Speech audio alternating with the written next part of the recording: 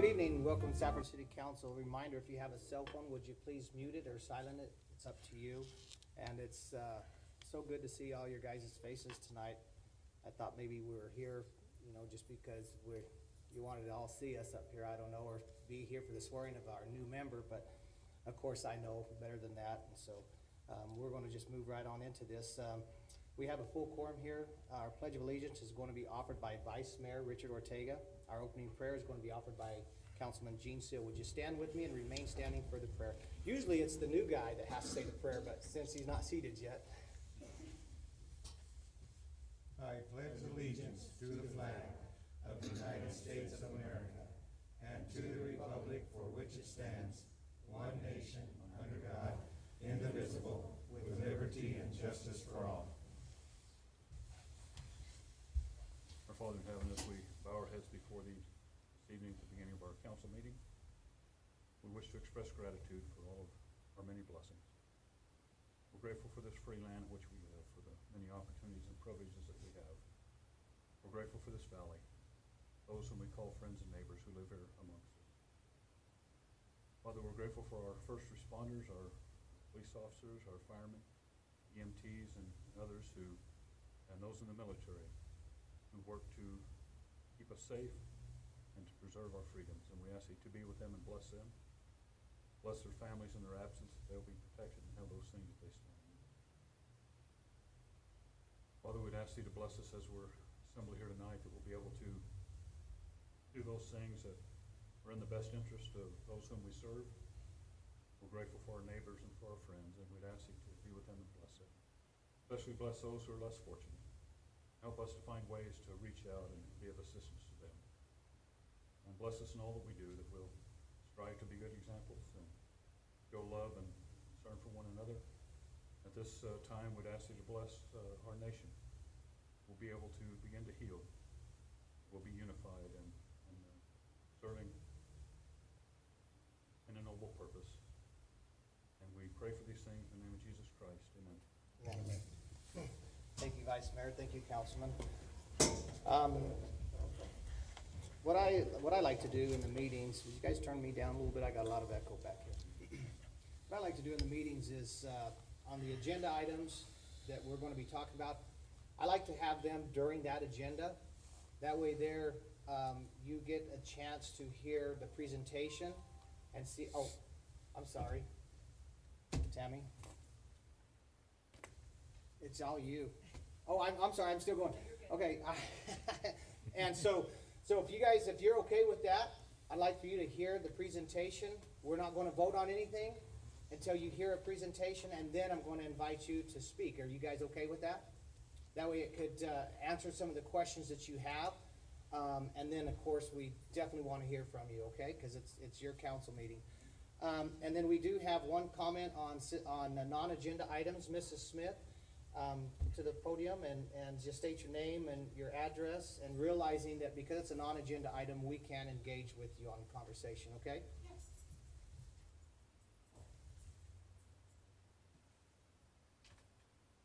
Thank you for receiving me.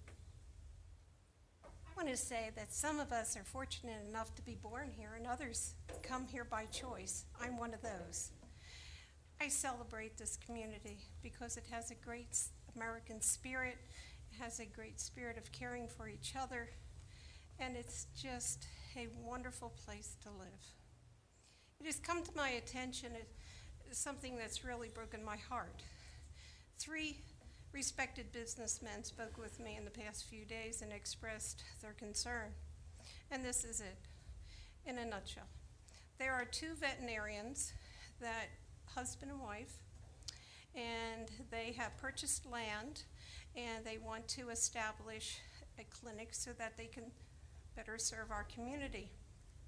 As you know, our veterinarian services right now are limited to 1 vet, and we are in need of more veterinarian services. When I spoke with Danny Smith this afternoon, he said, oh my goodness, he said a week ago I was on a teleconference speaking to veterinarian students at the U of A that are about to graduate trying to invite them to come to Safford to care for the large animals. And he said, and now you're telling me this. So what I want to respectfully suggest is that we put politics aside and we look to the needs of our constituents that have animals. This is a service dog. I've had a stroke. Then I was hit by a school bus. Then I got West Nile. He helps me walk. He's a nervous wreck tonight, but he's a great help to me. And I'm just one voice tonight. But I can tell you over the past couple days, I represent hundreds of constituents in this immediate vicinity. We need another veterinarian. We have 2 people that are sincere enough to have ponied up and purchased land, and there is something within City Hall that is obstructing that. And I would ask you to look with benevolence on this situation and to open that door. If you please, we should be rolling out a red carpet for another vet coming. This is nothing but a blessing to our community and a blessing to the pre-existing vet, because then her burden will not be so large. So search your hearts, search your conscience, and say, how can we facilitate this and not obstruct it? Thank you very much. Thank you, Mrs. Smith. I appreciate that. You're so noted. And now, Tammy, one time over to you. So tonight we'll be doing the oath of office for Brad Hemphill. Back in the fall, when we had a vacancy within the council, the council did agree that the highest number of votes within the primary election would be the one to take the seat. So we're going to go ahead and appoint Brad Hemphill to fill that vacancy until the end of the year, for the rest of Chris Taylor's term. And then at the beginning of the year, he'll be sworn in again for his elected term with the rest of the elected officials. Okay. So this is going to be done by a roll call vote. So at this time, I'm going to go ahead and do a roll call vote, and a yes will be that we're going to go ahead and seat him tonight. Councilman Seal? Yes. Councilman Lopez? Yes. Councilman Anazola? Yes. Vice Mayor Ortega? Yes. Councilman McGoy? Yes. Of course, myself is yes, even though I'm a non-voting person right now. Perfect, thank So you. let's do this thing. Okay. Brad, if you'd like to join me. It is. I, Brad Hemphill, Do solemnly swear do solemnly swear that I will support the Constitution of the United States that I will support the Constitution of the United States and the Constitution and laws of the state of Arizona, and the Constitution and laws of the state of Arizona, that I will bear true faith that I will bear true faith and allegiance and allegiance to the same and defend them against all enemies, to the same and defend them against all enemies, foreign and domestic, foreign and domestic, and that I will faithfully and impartially discharge and that I will faithfully and impartially discharge the duties of the office of council member the duties of the office of council member according to the best of my ability, according to the best of my ability, so help me God. so help me God.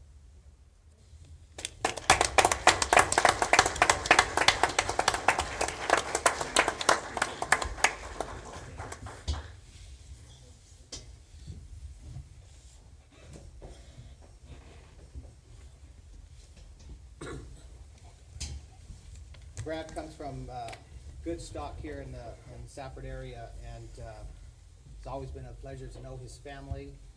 His mom was a nurse that worked on me quite a few times, and his dad, and he brings lots of music to it, especially since we're going to be talking about a noise ordinance. And he is one heck of a good basketball coach too.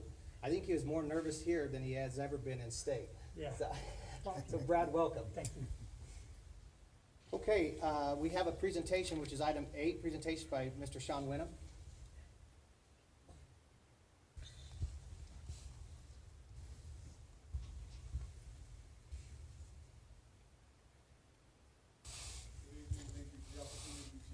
Join you, I'll do my best to contain any respiratory droplets to this area immediately in front of me.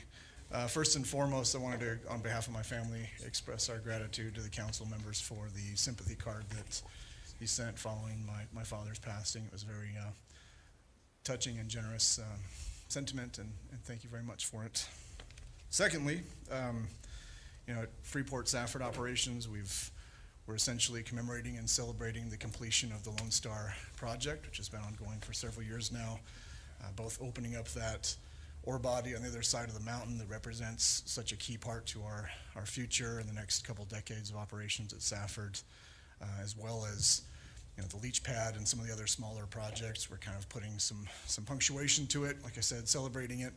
And Tammy has the coins that we'll share with the other council members, but brought this Lone Star commemorative coin for Mr. Hemphill. Congratulations on his first evening, and wanted to present it to the council to thank you for the ongoing partnership, for the wonderful rapport and working relationship that we enjoy with you. I think both the direct and indirect projects that we've been able to help get done in Safford, indirectly something like the skate park, and then more directly, sponsorships of Mary Main Street and projects through the Downtown Association, Glen Meadows Park, La Tierra Park. There's been some great advancements and developments made, and we look forward to a fruitful working relationship in the future, and hopefully more great projects and great things to come, especially once we get on the other side of pandemic. So not sure, I know Tammy mentioned a photo op. I don't know if we're masking up or how you want to do it, but again, just want to express our thanks and our gratitude for working with us, and look forward to the future. Jason's looking for a mask now. Got a mask? Yeah. This will be a first for me. So the masked photo op is The mask photo op? the masked photo op. Are you taking that, Tammy?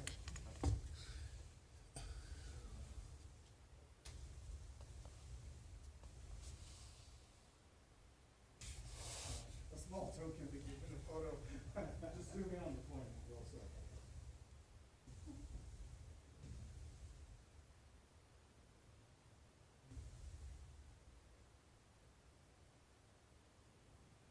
You see that smile, all right? Thank you. Yeah.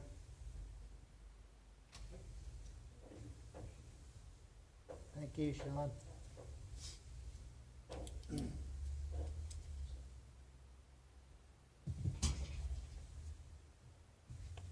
Sean, thank you. And let Mr. Monteith know we appreciate it as well.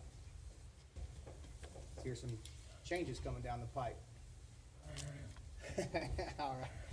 That's going to bring us to, I'm going to go ahead and go to our public hearing for the annexation, then I'm going to do some meeting switch up, okay?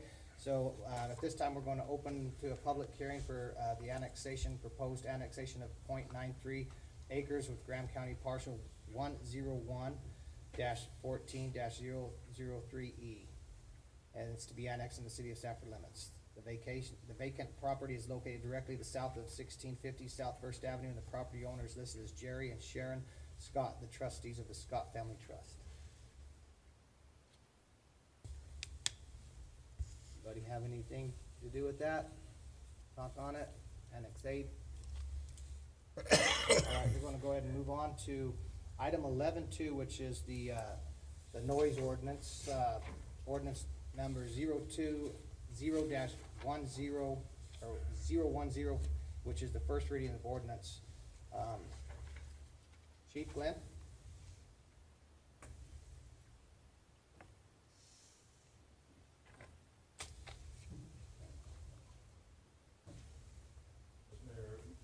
Yes, Mayor, Council, this is the first reading of ordinance, number 020-010. This is just an amendment. The current ordinance the city of Safford has, this was brought up, probably 3-4 months ago in a council meeting about noise complaints that were being had around the city. And the council asked that I look into it and see if there was anything that could change or do different. We met at a work session, discussed this in some ways, and I was asked to try and keep it short, simple. This is the first reading. This came about, I think some of the complaints we dealt with were from businesses and those kind of things, and I've worked closely with them. They've always been very good for us. They've cooperated, turned things down, those kind of things. So we did change one thing from the work session. If you notice, there's a commercial and a kind of a self-contained or portable type section there. The distance for the commercial was increased from 100 to 200 feet, and that was done for the purpose of commercial. Obviously, it's going to be a larger type system or bigger area. We measured from most commercial areas before it gets into residential, 200 feet's about an average distance. There's some closer, but for the most part, 200 feet is pretty good before it gets into a residential area. Any questions? I do believe there are people here that are wanting to speak about this also. Okay. So at this time, we're going to just go ahead and open the floor up to, we have quite a few. And I realize it's your council meeting, but we do have a time limit on speaking, and it's 3 minutes. And we'll try to maintain the 3 minutes, and if we run over, as long as, you know, it's respectful, I'll allow a little bit of lead time. So is there any individual that wants to go first? And I'll call you first. If not, I'll go kind of in the order I was handed them. Okay, Vance? Come on up. Go ahead, Vance, and state your name and your address. I'm Vance Bryce, representing the Graham County Chamber of Commerce, located at 1051 West Thatcher Boulevard in Safford. Thanks for obviously having a hearing for, you know you have to for an ordinance, but we really appreciate the process to work with. I mean, Chamber and the city always hand in hand, and the council also always supporting our businesses, so thank you.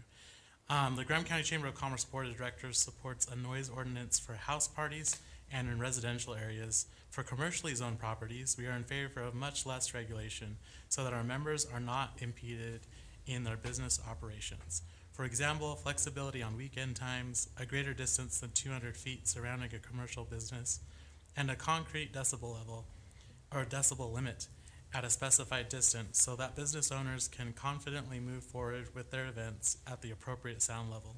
The board finds additional regulations on business operations for bars especially harmful after several months of intense regulation due to the COVID-19 crisis. Thank you so much. Okay. Who else would like, do you guys want, anybody want to talk to Vance about anything? Hang on, Vance, hang on. Go ahead. Vance, in these changes, and I assume you've read them, what we have here to consider, what in here do you particularly are trying to point out? Well, I had a board member, or not a board member, sorry, a chamber member come to me with a few concerns specifically, and that's the after 10 o'clock for nightlife, especially in the entertainment district. You know, we have a new Safford theater coming out. What if they're allowed after 10? We have several businesses that I know that are here that'll also speak to it. And we can hear from them individually, but that specifically, the time on weekends seem to be onerous. If you're just getting started, you know, playing a set, or you're just getting started, getting all your folks in. I mean, these bartenders, these musicians, the owners of the business, this is the way they make their living, and 10 o'clock is when things are starting to get going.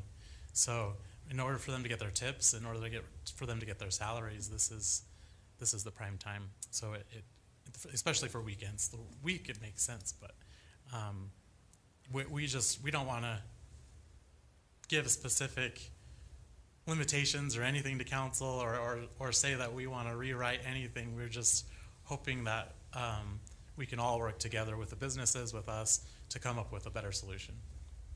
Okay. I do have a question for Chief Lynn.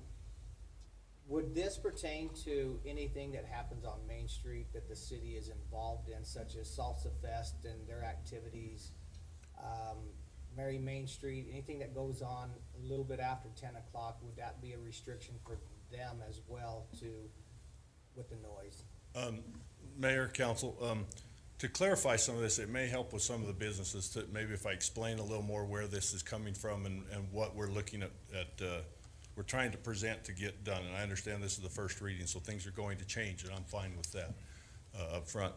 The Mary Main Street, things that are sanctioned by the council, if you notice at the bottom, there's a thing that says we don't issue permits other than those approved by the council. So those would be things in the entertainment district that are approved by the council. Those are not affected. This ordinance is what I think some people have seen, an entire ordinance. We're only changing, I think there's about 4 or 5 little paragraphs. It all has to do strictly with amplified sound or amplified music. So we're not looking for, this doesn't affect contractors, construction equipment, cement trucks, leaf blowers, lawn mowers. None of that is actually affected. It's only those things that are actually amplified or made louder than what they would be without that amplification. First off. Second off, the current ordinance, the way it was written, had no teeth in it. The officers could go talk to these business owners, which most of them have been very, I mean, almost all of them have been very cooperative with us. When we'd show up and say, hey, the neighbors are complaining it's loud, they turn it down. That wasn't an issue. The part with this that's added in, there's a part that talks about plainly audible. That was so that the officers have a little bit of teeth. If we ask them, please turn it down, you have neighbors complaining, those kind of things, and they told you pound sand, go away, we then have something that we can actually show it is plainly audible from a distance, this specific distance. We can record it with their body cameras and present that in court. So that's a lot of the changes just for those things. It doesn't change any of the noise ordinance on animals or vehicles idling or anything. Those things were already all in the ordinance itself. The commercial part, I agree. We did change it to 200 feet instead of 100 feet. It's what it originally was when we came out of the work session, because we figured they needed more space and more of an area to be able to have that sound. If you change the times, those kind of things, we work through that. We're not set on any of those things. That's perfectly fine with us. A lot of this came about because of COVID, because the business is shut down and it's been quiet. And now when they open back up, they're loud, and the neighbors all of a sudden are a little surprised because it's been quiet for so long. So there is some working issues here. And I did tell you in the work session, and I still believe this, our officers are not going to use this ordinance as a way to drive around town and find issues. It will be on a complaint basis. So if they're not going to go out just looking for, hey, there's loud noise, let's deal with that. It will be someone's complaining, we need to deal with that issue. Okay. I know that I spoke with Sarah on the phone. Sarah, if you wouldn't mind coming up, I'd like to have you up here for a little bit too. Sarah's the owner of the bullpen that has been hit pretty hard by COVID-19 and by Governor Ducey, not by us. And as a new owner, it hit It's pretty been hard, tough. hasn't it? Oh, yeah. And something like this makes it seem as we targeted. And I Right. want to assure you that there was no target at all. As I expressed with you over the phone, Right. I suggested turning up a boombox right now and Right. let the neighbors know that, hey, we're getting ready to come alive, and start playing it, and then slowly get up to the decibel that you feel comfortable that would work with. And that's really where I'm at, is what is that decimal? What is the time? You know, Vance kind of went over the whole, it's, the nightlife is different on the weekends. You know, since I've personally taken over, I have actually kind of worked with a lot of different people. A lot of people are on my side, a lot of people are fighting for me, but I created Thursday night for people of the city. People that, it's a Friday night for them. So we've created actually more music. We are the only establishment in this county that actually pays the money to have live music. It costs thousands, and I'm not talking little thousands, big thousands, to keep that going in this valley. And so all we're really asking for is the less stress, so we know where we're at. You know, at one point we had a sound barrier with the food truck, the stage that was built out there. I went through the ringer, so it's hard to say I don't feel targeted, because since the moment I took over, there's been so many different things. There's been from the food truck, you know, the challenges that I've had to face with that, to it switched hands multiple times. I used to work for Vienna, so I know her struggle from the very beginning of all of this. So all we're really asking for, and all we really want to know, is where we at? Where's the line? Where can I go to my musicians who've all came tonight to say, hey, help me help this. Let's keep this music alive. We want to keep this going. But right now it's becoming really difficult and we're feeling a little targeted. I work with the manager of the trailer park. Every weekend we talk back and forth on the phone. We talk about where the levels are, the bass. The bass seems to be the biggest problem. So we've worked with our DJ. You know, we've reached out to a lot of people, the city council, every outsource that I can think of. I've tried to reach out and say, hey, we're here and we hear you. And we're not here to rattle the town and make a big scene. Yes, of course we are, because that's what the bullpen's always been known for, is music. But with that said, I will work with people. I do want to say, hey, I'm not here to cause a big problem. If there's something that needs to be talked about, let's talk about it. Sarah, real quick, would you go ahead and state your full name and then your address, please? Of the bullpen or my home? The bullpen. Okay, so, Tammy, you want her home, or we want your social security number too? hey, well, let's keep going. Just trying to make a little bit like. So it's Sarah Ann Henderson. And then the bullpen's address is 912 West Thatcher Boulevard, Safford, Arizona. So really, that's all we're really wanting to know is where's this level at? What can we do to set it straight so that we know when we come back that we can be what we've always been? You know, the music means a lot to this town. It means a lot to the musicians in this town. A lot of them make their money that way. And it seems like it's always the bass players that want to be heard. We got Chewy in the room, and Councilman here, you're a bass player too, huh? They always want to be heard. And they do, but you know, at that fine point, and they work with me, they listen to me, you know, they understand, and you know, having Chewy and Bobby here, they are the longest running band at the bullpen. And when I bought the bullpen, like I said, I had worked for Vienna. And one of my things that I told her is I would never let her legacy die. What that woman has done for this valley is amazing. I have followed in her footsteps. I have done donations for the fairgrounds. I've gotten involved with the firefighters and helped donate different things to their causes. I'm a big part of this valley and I'm not going nowhere. So I want to know what we can do to fix it so that we can keep doing what we do. Okay. Anybody have any questions? Go ahead, Vice Mayor. I'm glad this issue came up so it can be worked out. Yes. And Right. I'm sure glad to hear the way you're willing to work. Thank you. I think that's great. Thank And you. there is a solution somewhere and we'll find it. Right. Good. And the chief stated, when we first began talking about this, he stated that you had always been cooperative. Yes, me and him, we work close together to find the solution, to figure it out. You know, it's very nice that I can get a phone call instead of the cop showing up to the party and it's over. You know, I mean, by midnight on a weekend, that's great. You know, I mean, we really wind down the party. We try to get things kind of settled down so people get home safe, so that people have their safe way home. And that gives us that time to wind it down. You know, we're not trying to blare the music and upset the neighbors and all of that. We just want to keep the live music in this valley alive. I don't know if anything's gonna differ between the entertainment zone and the ordinary zone, so we'll And that's find something that out. definitely that we need to be kicking around because they will fall in the entertainment district, Okay. as far as I understand, when it was laid out. And so therefore, to me, that's the purpose of entertaining and entertainment district is say, hey, come join us and have fun. So, I mean. And I was Go ahead. honored that came to me, that they came to me and asked me because they were inspired by my different outlooks on it. I'm an LDS woman who owns a bar. You know, a lot of people don't understand that, but I am. I'm very grounded here. I come from a very well background, but I'm not one to throw names. I wanna come up in this beautiful, beautiful county that we have and be proud of who I was. Not who my mom is, not who my family is, myself. I want to make a future for my children. I already have a daughter that's ready to say, hey mom, when is it my turn? You know, so I want her to understand that you can come and talk and make things right.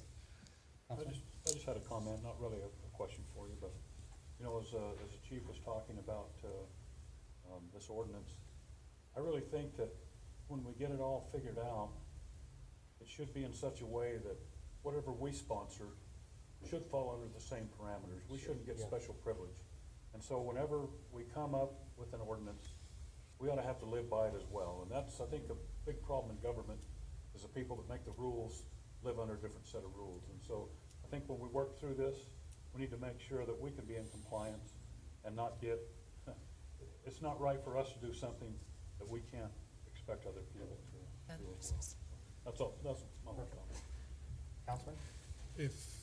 And I may be all wet, but if I remember correctly, I asked this question when we were doing the entertainment district, why the bullpen and the park were not included. I believe it stops at 8th Avenue. It does stop at Just for 8? clarification, I'm pretty sure. We might need to visit that. That district again? Yeah, especially if there's gonna end up different Right, right, areas. okay. Tammy, would you like to speak? Mayhew? No, we're good? Thank you, Sarah.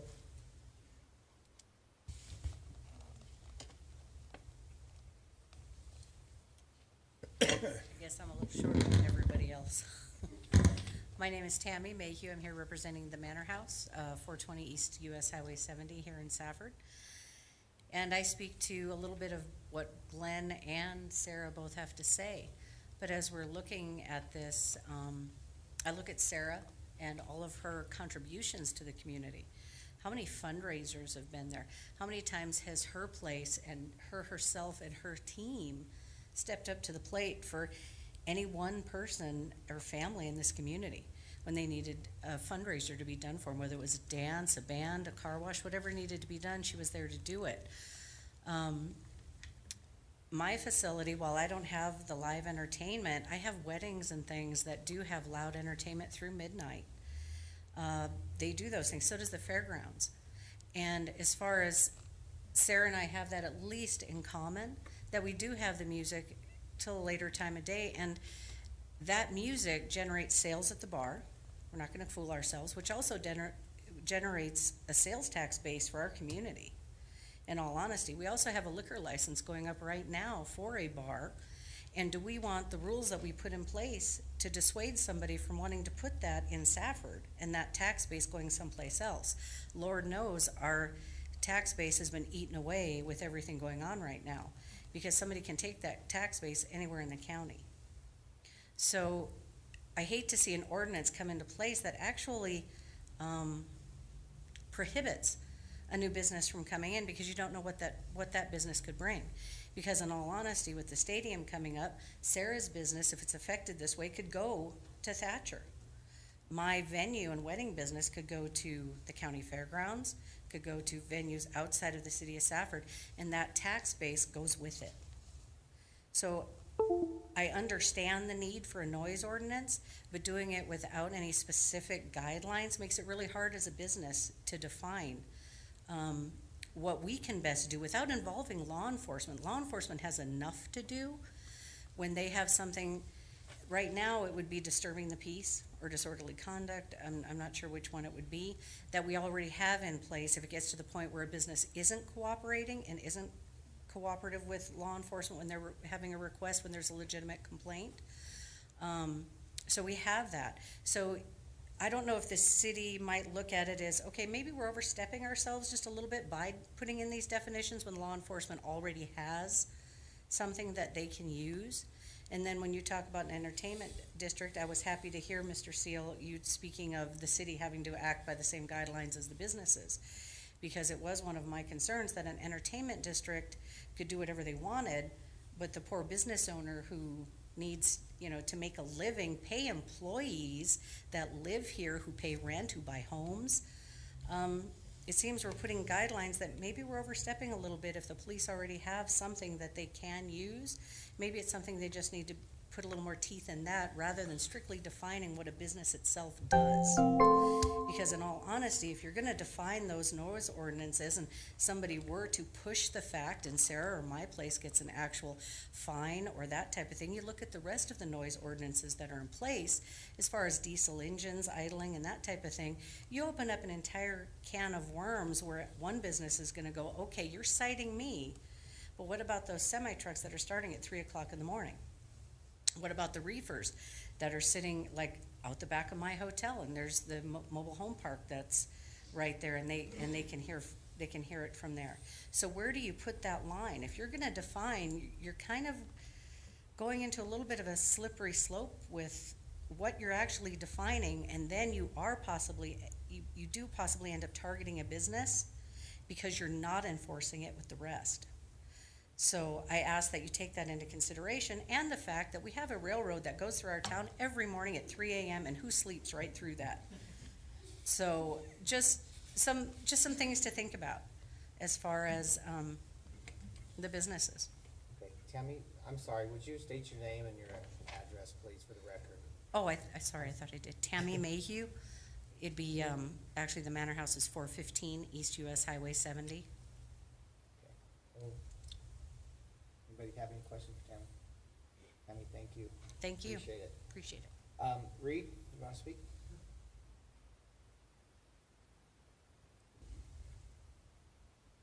Full name? Yeah, and your address, please. Here's the problem. It's Thatcher, okay? Reed Richens, 3335 8th Street, Thatcher. And I'm just representing a whole bunch of people that called me today, including myself. To me, the way that we saw the proposal, the way it was written, and it kind of is targeting. It doesn't say anything, and Tammy kind of touched on it, doesn't say anything about what she talked about, the street sweeper that's coming in and doing the parking lot across from the hotel at 3 a.m. It's specifically targeting music. And the time that music has to stop, it's all about music. And to me, it is completely targeting it. Commercial noise, to me, is commercial noise. I mean, if it's zoned in a commercial area and it's the cotton gin that's running 24 hours a day during some months of the year, and you know that, you don't buy a house by the cotton gin, you know. If you're outside of an airport, you just deal with the noise that comes with living by an airport. If you, let's just use Sarah's business for an example. If you move into the trailer park by the bullpen, you just know 3 nights a week you're gonna get music. I mean, to me, if it's zoned commercially, we actually looked up the zoning ordinance where Sarah's business is, and it completely said it's zoned for a nightclub. It has nothing about any ordinance, just probably like the cotton gin that runs all night, probably like several businesses that run all night. Talked to another gentleman this afternoon, said that he has trucks that back up into his docks at 4 a.m. and they're noisy, and they're making, and people have complained to him, but they kind of get used to it because that's the way his business is. These businesses put a lot of money back in the tax with between what they're paying their bartenders and waitresses and musicians and staff that maintain the place and clean the place, and the money they give back to the community. I feel like the music part of it is completely targeted in what's been written. You know, we don't have what about the poor guys that live by the back loading dock at Walmart that get a 3 a.m. truck backing in right next to their trailer park? I mean, are they gonna complain to Walmart? Are the people that live by the airport gonna call a noise ordinance on the airport? No, that's kind of part of being there. And those, to me, the way the ordinance is written, it's targeted to music. It doesn't say anything about any other industry. Totally agree there should be a noise ordinance in the residential areas, 100%.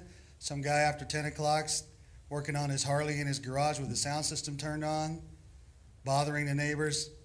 Yeah, I agree, there should be a noise ordinance there. When it comes to people doing business, I feel like the music industry is 100% targeted in the way it's written. And I agree, there can be a way maybe around it, maybe a way to rewrite it. It just feels targeted. And so I wanted to, you know, just throw that out there and say, hey, kind of think about the way this is written. And if you were the people in this room that came here to support it, how would you feel? Well, they're picking on me, on them or us or whatever.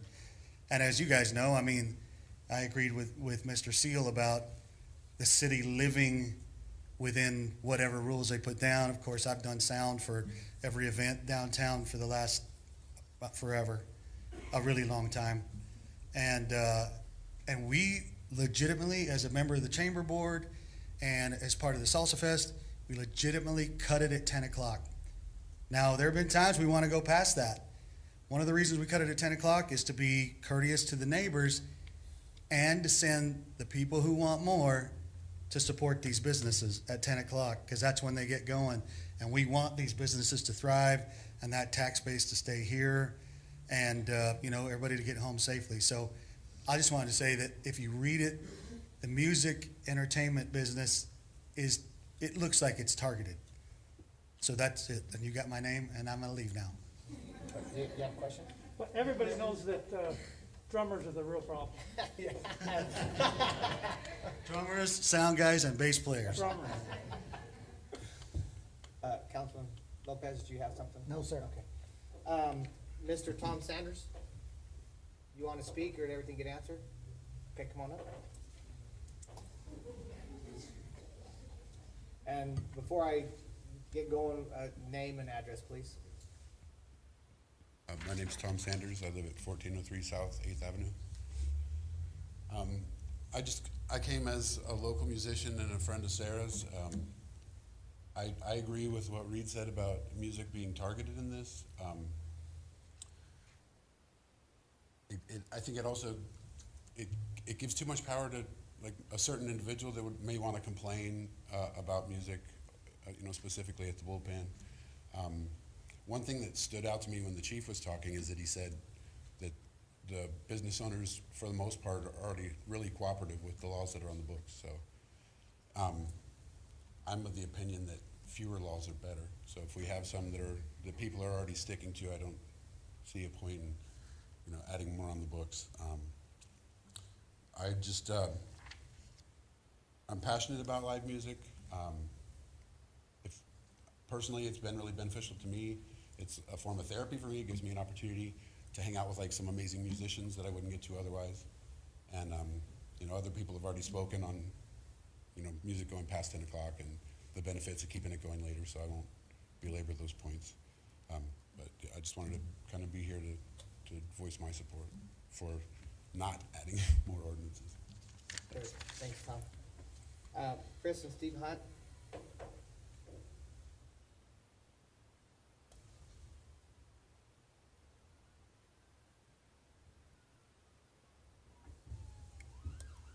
Steve Hunt, the venue on Main, 430 on Wayne Street.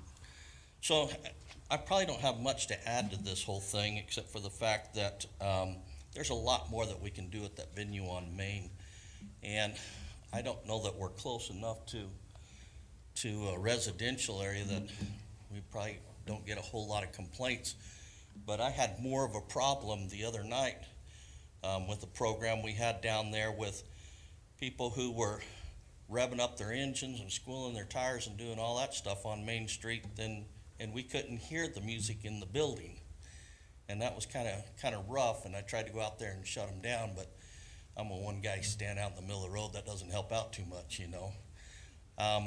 But the other part of that is that I think to open our minds is all about keeping money here, keeping the tax-paying people here. And I really think that we can improve a lot on the entertainment part of this beautiful place that we live in. And we can't be hampered by too many laws and regulations. So I'm hoping that we can come up with something that we can all agree with, that we can expand that, we can create more beautiful music and bring more people out, especially in the evening time. That was the whole drive of Main Street.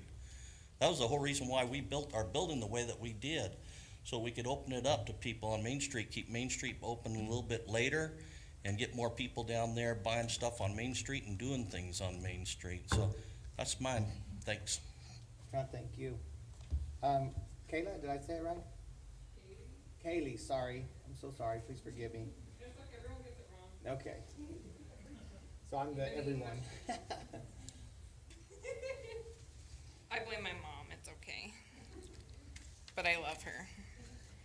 So I am a long-term resident of Graham County. As you can probably tell, my mom's right there.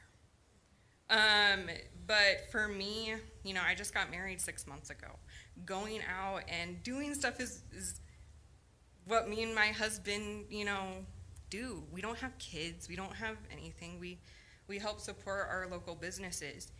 I remember my grandparents telling me stories of how they used to go dancing and they would be out until 2 a.m. Well, we don't get that. And I feel like, you know, but why? Also, I get nervous, I'm shaky. My grandparents live on 8th Avenue, and we can hear the high school band from their house, which is way more than 200 feet away, way more. And I play flute, so I love the band. But how come the band can play and disrupt at 6 a.m. when the bullpen or other businesses who are not on Main Street can't? Why? I live literally right behind the Manor House. There's tons of weddings all the time, and my husband, like most people in this community, work shift work. We work nights, daytimes, and his Friday is a Wednesday. His Saturday is a Thursday. And I appreciate that the bullpen we have options to go to on those nights that, you know, we do get to have those days off, and I cherish those times that I get to spend and dance and eat and have a good time. So for me as a resident, this ordinance doesn't make sense. And, you know, my husband works night shifts and he doesn't wake up to the train, so why the music? That's all. Okay, would you state your full name and your address as Oh, well? sorry. I'm Kaylee Mayhew. I live at 403, it's new, 403 East 7th Street, Safford, Arizona. Thank you. Thank you. And you guys, I just like to say thank you so much for coming and voicing your opinions and your guys' concerns as well. I know we have a lot of musicians out there. The River Church is looking for a lot of you live musicians as well for Sundays, so I had to throw that out there because we love live music as well. Anyway, so this is the first reading, and to be honest with you, I think it needs a little bit of work. So I'm willing to table this until we can dive into it a little bit more. If you guys want to read into the first one and start making the changes, but I almost feel like the people need to hear about our changes, or if we can come up away with a happy medium tonight, that we can go ahead and start the process. How do you council feel? Do you want to go ahead and read this in? Do you guys want to table this? Do you want to see if we can come away with a happy medium and see if, because I really think the businesses are going to work with the city, and I really believe the city, I love your business. I do. I love your sales tax. That's what helps keep us going. And without you, of course, you all know, would be dead in the water. And so I value you. I hope that the bars, even though I'm not a bar person, but I hope they get open and running, because we need that for those people. We need the live music for those people. And so what do you council feel? How do you feel? They stated about a time. I don't know if we need to table it to make the changes or not. We can start right now while But they're in the room. there was the time, the 200 feet, and the concerns like that Mr. Seal had, that we all live with what we're making. We should, So yeah. there's some tweaking that needs to go on, and if we need the table to continue to talk to staff, I would table it. Vice Mayor? You mentioned you'd want to see it tabled, right? So far, yes. And you know, and that's the same way I feel, because I heard one comment tonight that I totally agree with. I mean, all of them I did, but the one, it'd be nice if there was something going on in Main Street around 10 o'clock. We need people. We need the businesses down there to attract people. It folds up at 5 o'clock, and that's, you know, and then that's it. we have to make it more exciting and, safe and exciting. 10 o'clock, heaven's sakes, I may be old, but I'm not ready to go to bed at that time either, So I think we should table it and take a good look at it and make it work for everybody. This was, I think, a good discussion. It's a beginning. Councilman Seal? When we come to these meetings, usually there's nobody here from the public, it's just us. And we're left to our own devices to try to figure out what's better and what's not as good, and sometimes that gets us in trouble. And so we've discussed some things here tonight, and if we're gonna table this, I think we really don't gain a lot unless we get some ideas as to what we're gonna be looking at. So, you'd mentioned, is midnight a reasonable time to start winding things down? I would personally like to. I tried to get that for construction, I couldn't win. So. No, it's great because that's when we do stop that backyard fill. You know what I mean? Right. Because we do want to wind down the party and get people home safe. That is our main goal. And the whole idea is that, the music doesn't have to stop, I don't believe, at a certain time. It just needs to be not heard by people, because, at the same time, people who live in the area should have a reasonable expectation that at some point in time, they can get to sleep. Right. And, I don't wanna table this and come back with something that doesn't make any more sense than what we've looked at now, so, is midnight a reasonable, Yes. alternative? Yes. Sarah, what's the percentage of people that come in around that time? What was that? What's the percentage of people that come in around that time? Is it, About midnight? yeah, So, to be completely honest, the bar lights fixed up at 11. 11? So midnight is like a prime time when people are feeling it, they're having that moment, So if you kind of shut it, if we can come to a conclusion where, okay, yes, by midnight it's got to silence down to this, not stop, but silence it down would be great. I don't think that was ever the intention, was to silence it. Clear Mayor, down, but, Mayor, Councilman Seal, I might be able to answer a few of those questions. As law enforcement, we're not concerned about the time. You guys tell us what time. We just need a time so that when people complain, we can say they're fine until 10, or they're fine till midnight, they're fine. That doesn't affect us anyway. I will say, and I'd like to clarify, every one of these businesses and many others have been very cooperative and been great with us. Part of the reason I think Sarah's here is because I called her after the last meeting and said, just so you know, this is what we're working on. I wanted her to know, because that's where we had dealt with a lot of the complaints, but she's always worked well with us. And I did hear quite a bit, there was things about set limits, and I brought to you originally a thing about decibels and that kind of thing. Part of the reason, if you read this ordinance, it says in there that it's enforceable based on the officer that's on scene at the time, is because we wanted that discretion. If that officer's standing at somebody's house, and yeah, you can hear it, but it's way off in the distance, that officer needs to be able to tell them, I'm sorry, that's just part of life, you live somewhat close. Whereas if you have a decibel and it picks up 1 decibel above that, it's black and white, that person's telling them, I'm a victim, I have to cite. And that was part of the reason we didn't go to that set absolute decibel amount. And so that's why I say, if time changes, distance, those things, we will work with, staff will be happy to rewrite it, fix that, whatever we need to do. And, I'd like what Councilman McGoy said. I almost feel like, I think we were locked into an entertainment district with so many miles. Is that correct? Yes. Wow, Or yeah. was it mile or whatever it was? And so I would like to have seen, now I guess, hearing this, we should stretch that. And then, of course, then I hear Tammy's concern over for all businesses. And of course, I'm sitting here saying, if I can massage this and come away with a happy medium, would be to make our business, or our entertainment district with longer hours for a noise.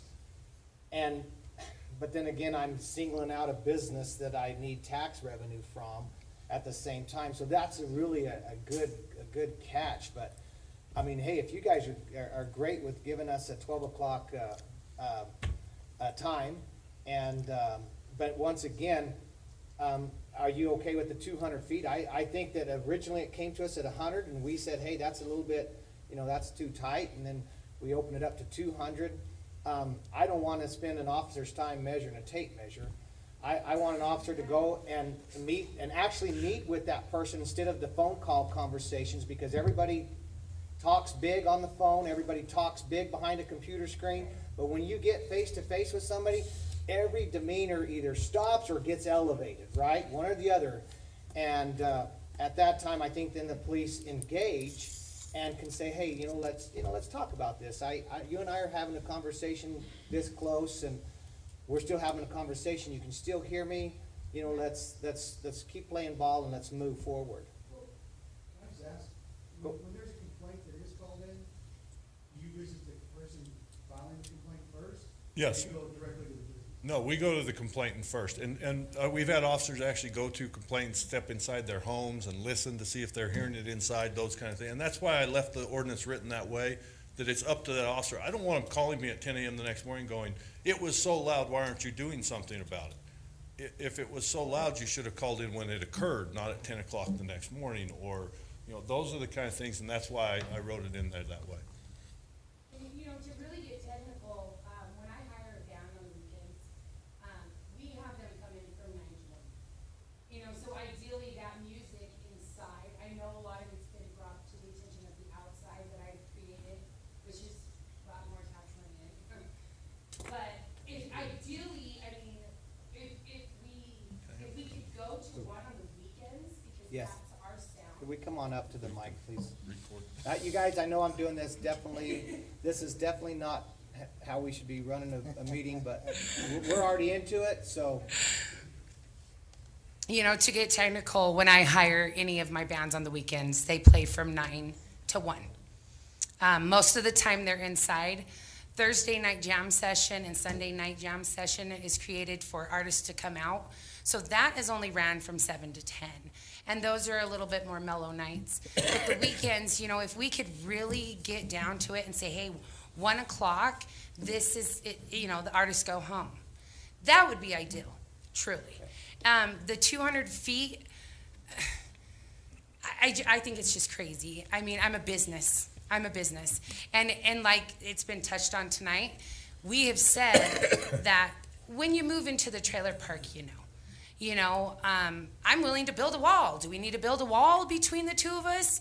Whatever we got to do. But ideally, 1 o'clock on the weekends would be key point for us to just be able to do what we do and not make him have more work either, or his guys. Because like you said, I'm here to listen. I'm here to obey. I'm here to say, hey, I'm listening to you guys. Sarah, Tammy, and Chris and Steve, you guys are businesses that are still doing it. And public, don't get me wrong, I'm just going to ask them straight up.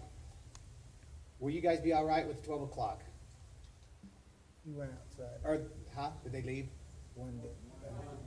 One. Tammy, 1. You'd like to see us go to 1? Can we meet somewhere? We went from 10 to 12. 30. I'm just asking you guys, can we meet somewhere? Can we meet in a medium, happy spot? The basis for part of that is usually anytime you hire a DJ and or a band, it's a 4-hour minimum. You're paying for that time. So if they start at 9 and end at 1, and then all else the bars will be up to 2, and any liquor establishments that serve liquor, so there is a compromise in that hourly kind of blowing everybody out.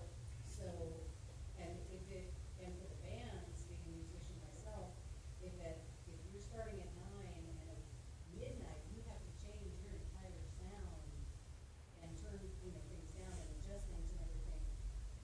It's a little difficult to you do a sound check before a band starts. Get them going. And so it makes it a little bit difficult for, it's a band members Okay, and musicians to do that. okay. Vice Mayor?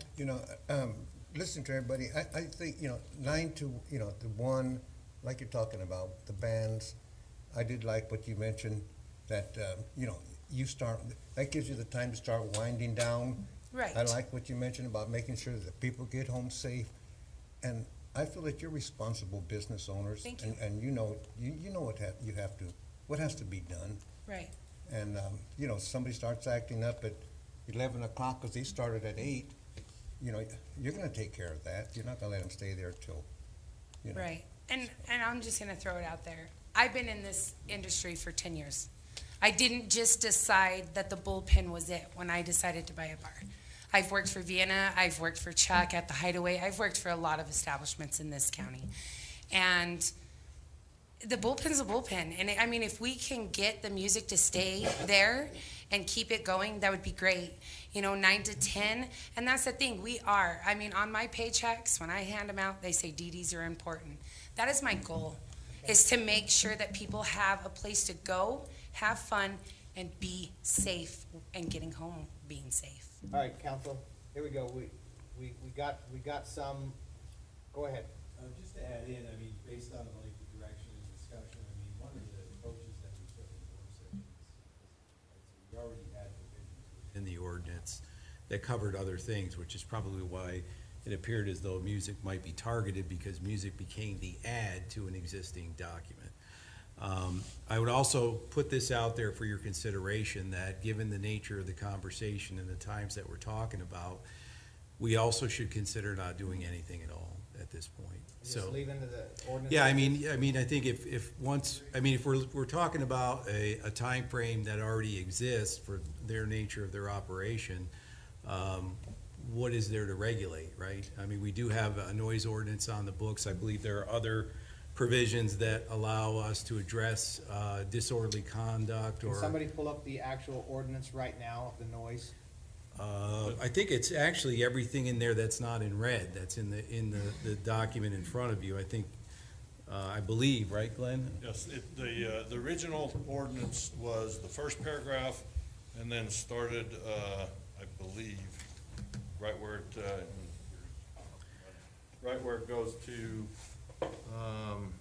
number 2. Yeah, so you get into vehicles, equipment, there's stuff in there on animals, verbal noise, disturbance of the peace, tranquility. So again, there was a lot within the ordinance already. We were trying to add some different provisions, given the nature of some of the issues that we were facing. But given the direction of the conversation, I mean, if we're gonna go to levels like 1 o'clock in the morning, I just don't know.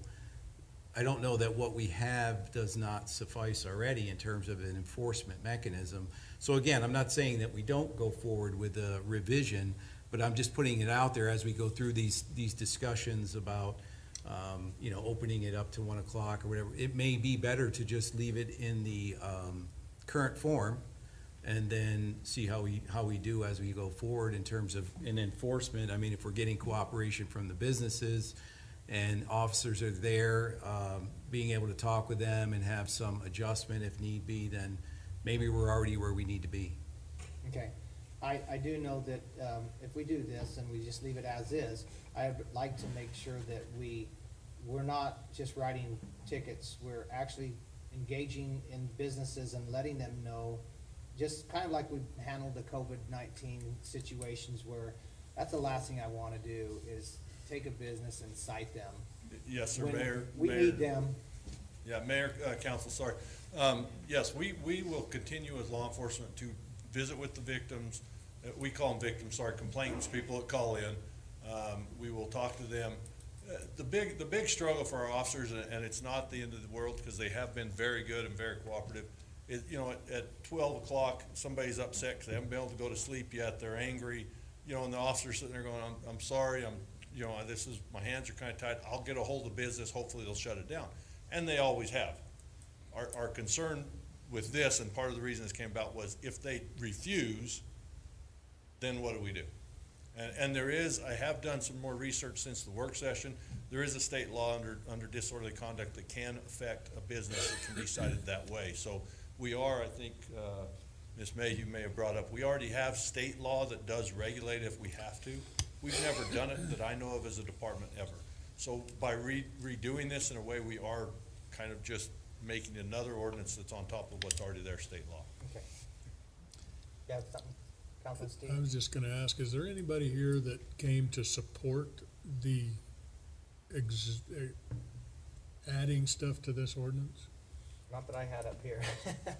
I'm just curious. I mean, I think, I don't expect to hear from anybody on that side of the fence.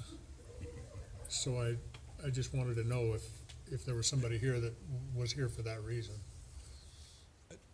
Mayor, Councilman McGoy, Hang on. Oh, sorry. John? Well, and just in closing, and I think that if we look at an alternative to this, we're looking at something more detailed, right? So we're getting into decibel levels, we're addressing a myriad of situations where is a truck a nuisance versus a band at 1 o'clock in the morning, or any of the myriad other situations, which can be many and varied in terms of when we're in a situation where you're in a disturbing the peace or a violation. So again, I think the alternatives to what we're proposing, which the idea was simplicity, gets much more complicated. All right, so, I'm gonna just say we scrap this whole thing, leave it as written, which gives us no time frame. At any time, anybody can call in and say that it's too loud, and the cops come out there and say, no, I'm okay with it. That pretty much leaves it back in your hands with Right. no citation. How do you guys feel over here? I agree. Yeah, I'm glad we didn't table it, because we'd have just been kicking the can. All right? Does, So, go ahead, Councilman McGoy. do you, as the police chief, need I know it's hard to do anything with this. Do you need something to happen? No, if you were to leave it as is, for us, like I said, since our last work session, I've talked to our legal counsel, who basically says the state law does cover for a business as well as anything else. So if we have that, if we have I think, and I'm not saying I know the law exactly word for word, but basically, the knowing or understanding disturbance of a neighborhood or the peace of others, if we have a whole neighborhood calling, complaining about a business or whatever, then yeah, we can go cite them under state law because there's enough of an issue. But if one person is having an issue with it and there's 20 other homes around it that are going, I don't see a problem, that's covered under that state law. If it's not disturbing the peace of a neighborhood or an area, it's just one person having a complaint. And I will say from the very beginning, this all started because of COVID. They shut down, most of the businesses shut down for a number of months. When they started back up, new people had moved in that didn't realize there was bars there, and they were complaining a lot because they had no idea when they moved in.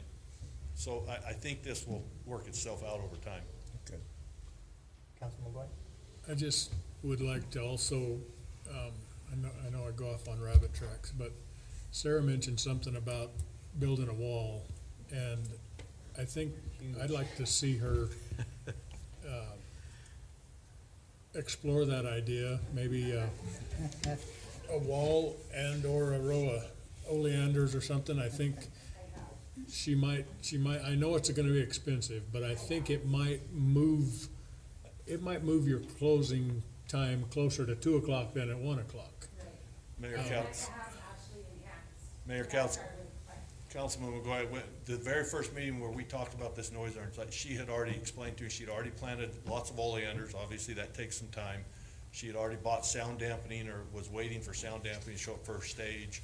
She's been working on it, and wall is something we haven't discussed in the past, but she's been great. She's always called and talked to us the day after, asked what can I do to change, and other businesses have done the same. So we haven't had an issue that's really led to this issue, but we didn't want to get to that point, so that's where it kind of got started. And I know my answer is probably going to be absolutely not, so quit thinking this, but I'm going to throw it out there. We have that sidewalk type of a deal, and I know I tried getting the holes patched behind Dairy Queen to no avail, but kind of sort of did. Is there something that we could do as a grant for the city to help with, like, for instance, a wall? So just be massaging that, you don't have to give me an answer today, to where who knows? I mean, we should love our businesses. We should be there for our businesses as much as possible. I mean, in one meeting, we were talking about building bump outs on Main Street to add more space for businesses, to have outdoor seating, which was going to cost the city money.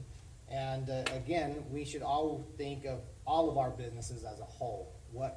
We should be there to help them succeed. And I've always said that. So with that, we're going to completely go back to normal without anything. Thanks for coming out in numbers. You win. So thank you. All right, we're going to move on. So I'll give you guys a chance if you want to stick around and hear more, or if you want to leave, go. I was just going to ask that. Are you going to stay for the rest of the meeting? We're all going to the bullpen after this, okay? We'll wear our masks. My question is, can I go with them? Ready? Just keep it down. All right, we're going to go ahead and enter in 10-1, which is new old business, item 10-1, which is the minutes. So moved. Second. Second. We have a motion and a second. Any discussion? All those in favor? Aye. Any opposed? Motion passes. Brings us to item 10-2, library installation and information sharing policy. Victoria? This is a request to update our current solicitation and information sharing policy. We currently have two policies, distribution of non-library materials and petitioning, leafletting, and solicitation policy. And what we're doing is just combining them and removing some redundancies and removing some of the staff procedures as well. Are there any questions? Do you have any questions for Victoria? You Go know, ahead, Councilman. you've had a lot of things coming before us with your house cleaning Yes, sir. and your housekeeping. You've been a lot. Yes. I just ask you, because every time we do something, it affects 3 other things, it seems like, that we didn't have intentions on messing up or anything like that. I ask you to go back with all you've requested and they've gone through to make sure that you were right in this house cleaning, because something might pop up.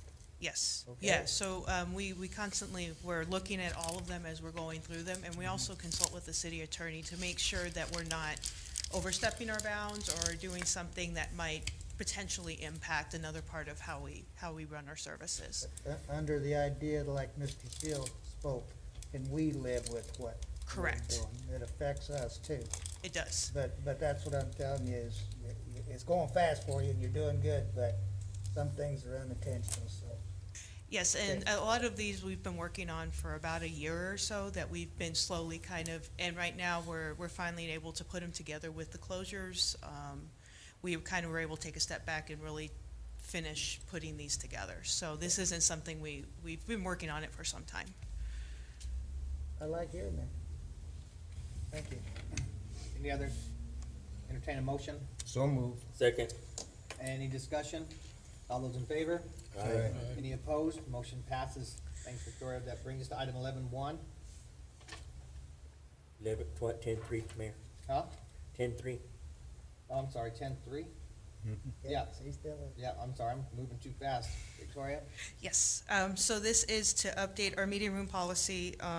Like, again, this is something we've been wanting to do for some time, and really what it is just a little bit of cleanup, making it a little clearer for the customers, what exactly we're asking of them.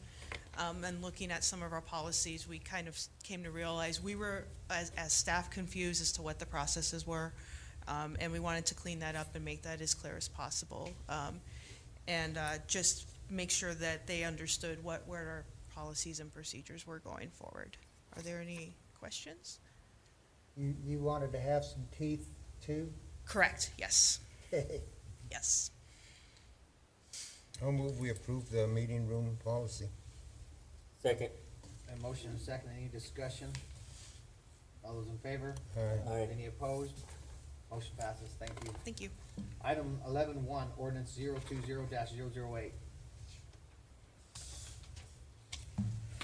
Good evening, Mayor and Council. In Ms. Anderson's absence, I was asked to bring this forward. This is second reading ordinance number 020-008. Request for the Mayor and City Council to approve and adopt ordinance number 020-008 relating to fence height and location and permit. The additional language has also been added in here per the August 24th meeting per council's request regarding lots that exceed 100 feet in width. And that's included in item C. So I told Ms. Anderson I would present this and answer any questions you had. Do we have any Steve's questions? looking at me. Entertain a mo- oh, we I don't have a that. few. Sorry, it's just a reading. Go ahead, Councilman. I hope this doesn't open up another thing, but I think what I really wanted was some way to not have a hard, fast rule, because this is gonna give some people a loophole that they probably shouldn't have had.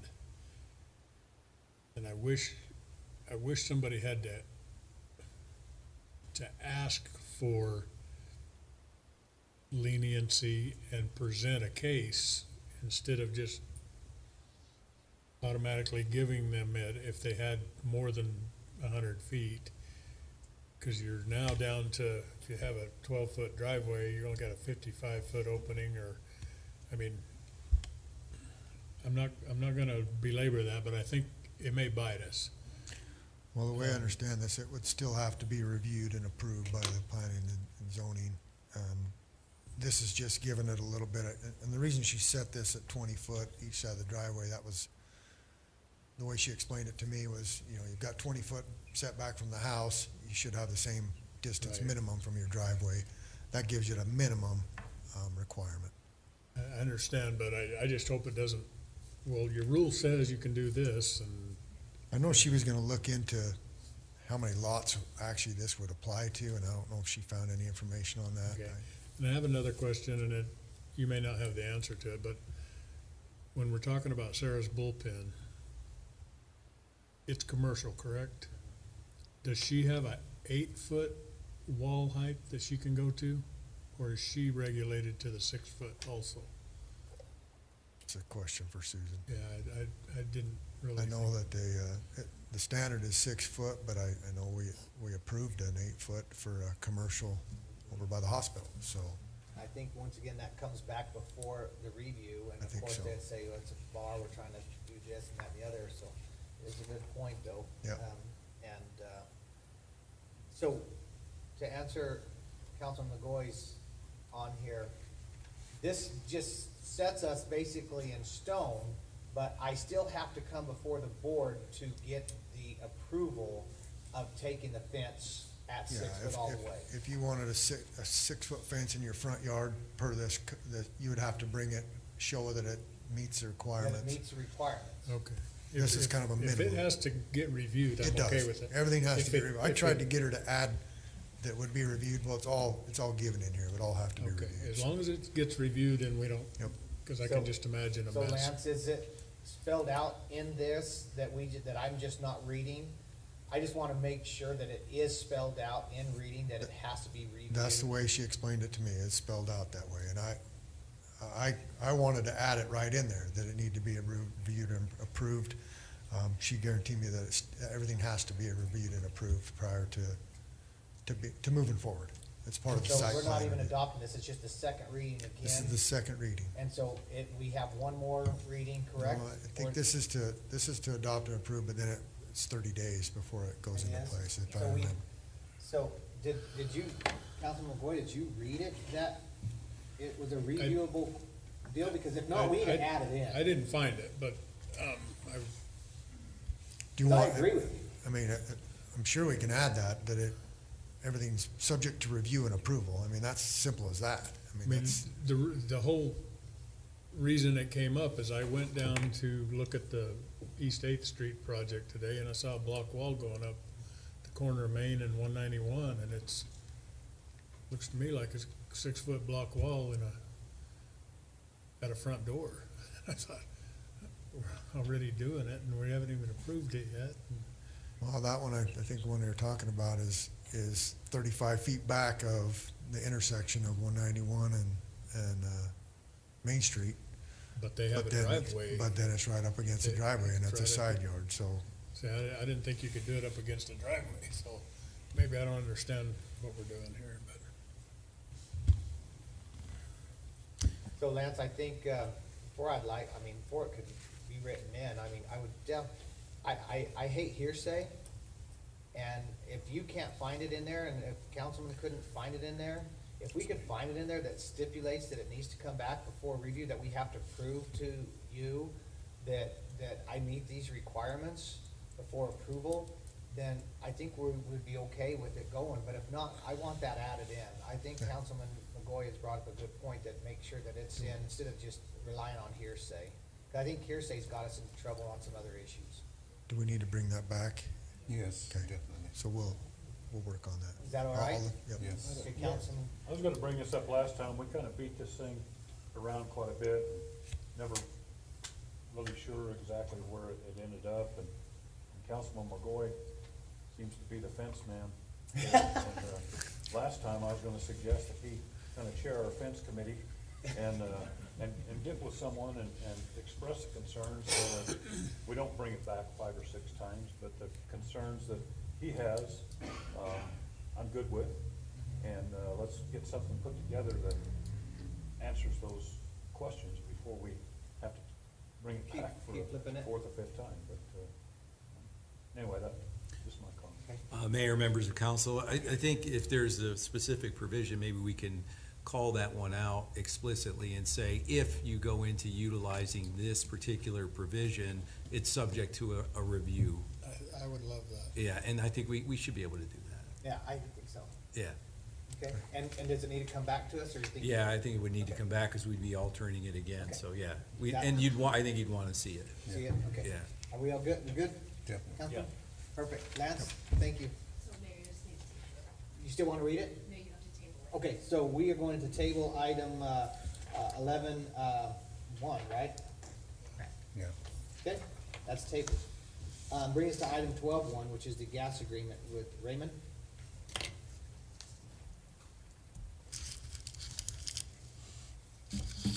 Hello, Mayor and Council. I'm here for a request to approve the bid from Allied Solutions Incorporated to rewrite, analyze, and review our distribution integrity management plan.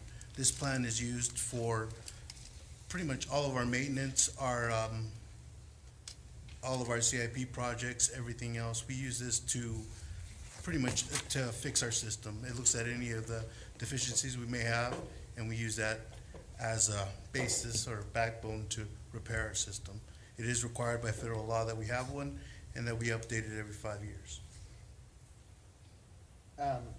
Raymond, did you ask for these bids to be in, or did you just submit something and these 3 bids came back at you? I asked for these 3 bids. And did Rosin Group, you knew that they weren't even gonna come close to where you wanted to be? Or did they just they didn't want the job?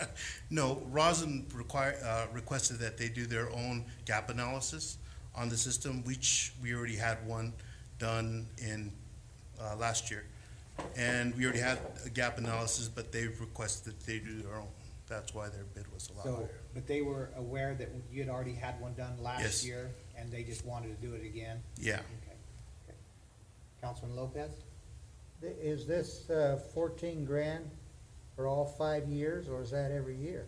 No, that's 14 grand for the one plan, and it's gonna give us the backbone on updating it and everything else. So it's only a one-time payment. We'll do that, and then in 5 years, if we decide we need to redo it, we'll look at it then. Or if our plan is working sufficiently and we still have stuff we need to repair, then we'll just update it. But it states here that you have yearly audits. Yeah, we have yearly audits that the Corporation Commission will look at that plan and look at how we're implementing it, and if we're abiding by that plan, and look at the plan and see if it's sufficient enough to cover what we need it to. So they have a PHMSA checklist to verify that everything we have, we're doing it properly and it meets the criteria of what they have. They have a checklist, okay, they have a checklist that says, okay, well, are you doing this? Are you looking at this? Are you doing this? And they'll look at the plan and verify that we're doing everything based on that plan. So they don't conduct the audit every year. They do conduct an audit every year, and they look at how we're doing compared to that plan. Not, the contractor isn't No. the one, okay. No contractor, it's the Arizona Corporation Commission and PHMSA that looks at it every year. And you said this was a federally mandated, Yes, sir. but you didn't supply the It's- ordinance that you're speaking. It's 49 CFR. Yeah, and you wanted me to look it up. It wasn't supplied in your, in this. You No, know, sir. usually you supply some kind of, that we can read what you are wanting us to realize that you're quoting, Yes, sir. you know, and that wasn't supplied in here.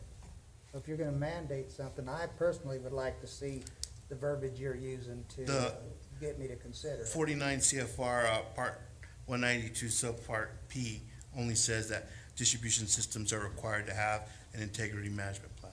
That's Hey, all it doesn't states. this kind of fall under some of the quality control that you have within your, department? Yeah. And- We and- currently have a distribution integrity management plan that we're abiding by. say there's certain areas of the city that we think are more at risk, so we check those more often. There's areas where we think we need to be replaced. Those are in our CIP to be replaced.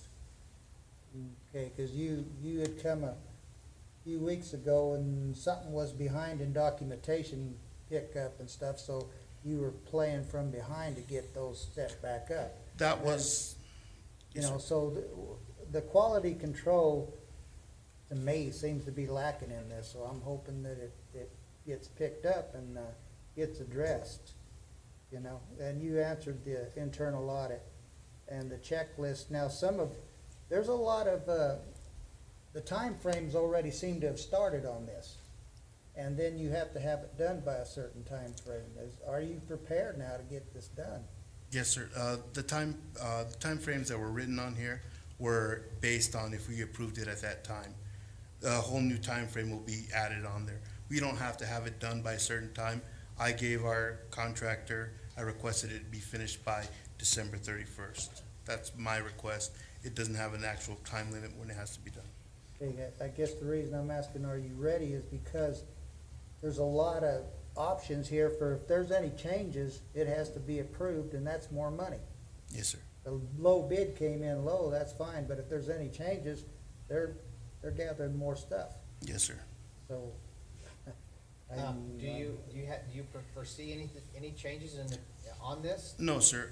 Most of it is requesting that we have all the information ready for them and ready to go. So we'll give them the 5 years. We have everything categorized and everything ready for them to do. And then we just have to make our employees available so they can look at that. So we'll provide them with all our leak history, our cathodic protection history, all of our fittings, pipes, and everything else we have and the issues we've had. And based on that, they'll make us our plan. So we have already been in the progress of getting all that ready. So our employees are the SMEs. SMEs. Yeah, that was one of the things you used to display it. I didn't know what it meant either, so, it seems like it's our employees. They use our staff, some of our older staff and our staff that's worked on our system, our veteran staff. We have one person that's been here for over 20-some years, and they'll use him and some of his things that he's came up with and issues he's had with the system to as an overall look at the system. Not only will they go past our documentation and our history, they'll also look at our operations and ask our operators, what do you think is a problem with the system? What do you think we need to focus on? Yeah, and I think subject matter expert that's what it stands for. Yeah, And kinda what I that's said. for like a larger company where you have one cathodic protection person, you have one leak person, you have one regulator person. So unfortunately, we're small little system, so we all work on everything. But we do have quality control. Yes, we have In quality just about control. every department, we have someone that's responsible for quality control. Yes, we do have quality control on all of our stuff. Everything has to be reviewed. Every documentation we write, every piece of maintenance we do has to be reviewed by 2 people in our gas department. So if somebody goes to a house and looks for a leak, not only do they fill out their paperwork, I also review it, and then one of my other staff reviews it to verify that they did everything according to what's required. Okay, I think you're probably right, Raymond. So good. That's it, man. Go ahead, Vice Mayor. I just had a question that, maybe you can clarify for me. It was on the quotation, I think it was on page, 55? Anyway, it said that any estimated time and materials, that the cost may vary. If actual T&M costs will exceed 110% of the below TMA estimate, there'll be a change with the work order. I didn't quite understand that, especially the 110%. That means if it doesn't work in the time that they requested, or they have a set aside for this, the time and the materials, if we're not able to get it to them in a sufficient time, then they'll request a change order to take longer to review it, and I have to approve of that change order before they issue it. And then will exceed 110%, where does that come in? The 110% is the 110% of the lump sum of $12,550. So, it wouldn't be over 110% of that.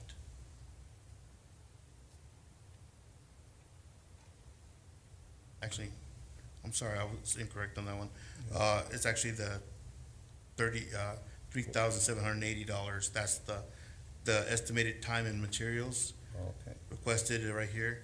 So it cannot exceed over 110% of the Of that. below time and management estimate. Okay, I got you now.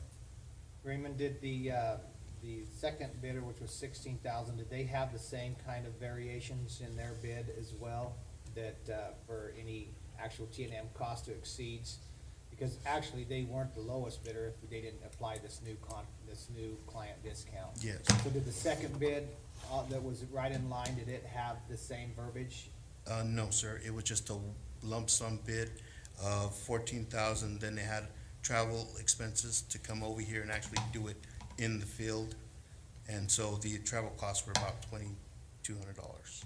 So it came up to a price of 16,000. And so that company, though, didn't list any additional change orders that could possibly bite us? No, sir.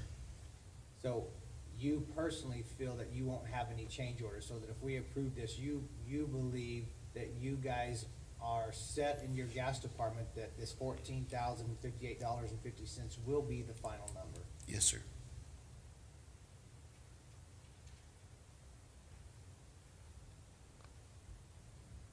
What do you think? I'm good. We're good? Okay, let's vote on it. So moved. Okay, I'll Yeah. second it. We have a motion and a second. Any more discussion on this? All those in favor? Aye. Any opposed? Motion passes. Raymond, thank you. Thank you. Announcement of current events. Mike? Mayor, I'd like to make an announcement that tomorrow at 10 o'clock, we'll be having a little ceremony opening up Hispanic Heritage Month. So you all are invited, and I hope to see you there, and that's it. Go ahead. I'll Councilman just Sue. let you know that on September 1st, I spent 3 hours of my life on the Resolutions Committee. And You're welcome. annual business meeting. And I didn't embarrass you. In other words, No. I kept my mouth shut and just listened. And so, anyway, but attended those meetings for the League of Cities and Towns resolution. Okay. Did anybody else do anything on the, because wasn't it all last week too? Did you listen to anything? No, you didn't. You didn't want to subject yourself to 3 hours of, No, although if I might have a moment. go ahead. You know, the league gets together and does basically a municipal policy statement every year. And in that process, you know, communities do have an opportunity to put forward resolutions that may make it to being a bill, depending on what kind of other communities may sign on. Obviously, at the legislature, the more the merrier, right, in terms of leverage.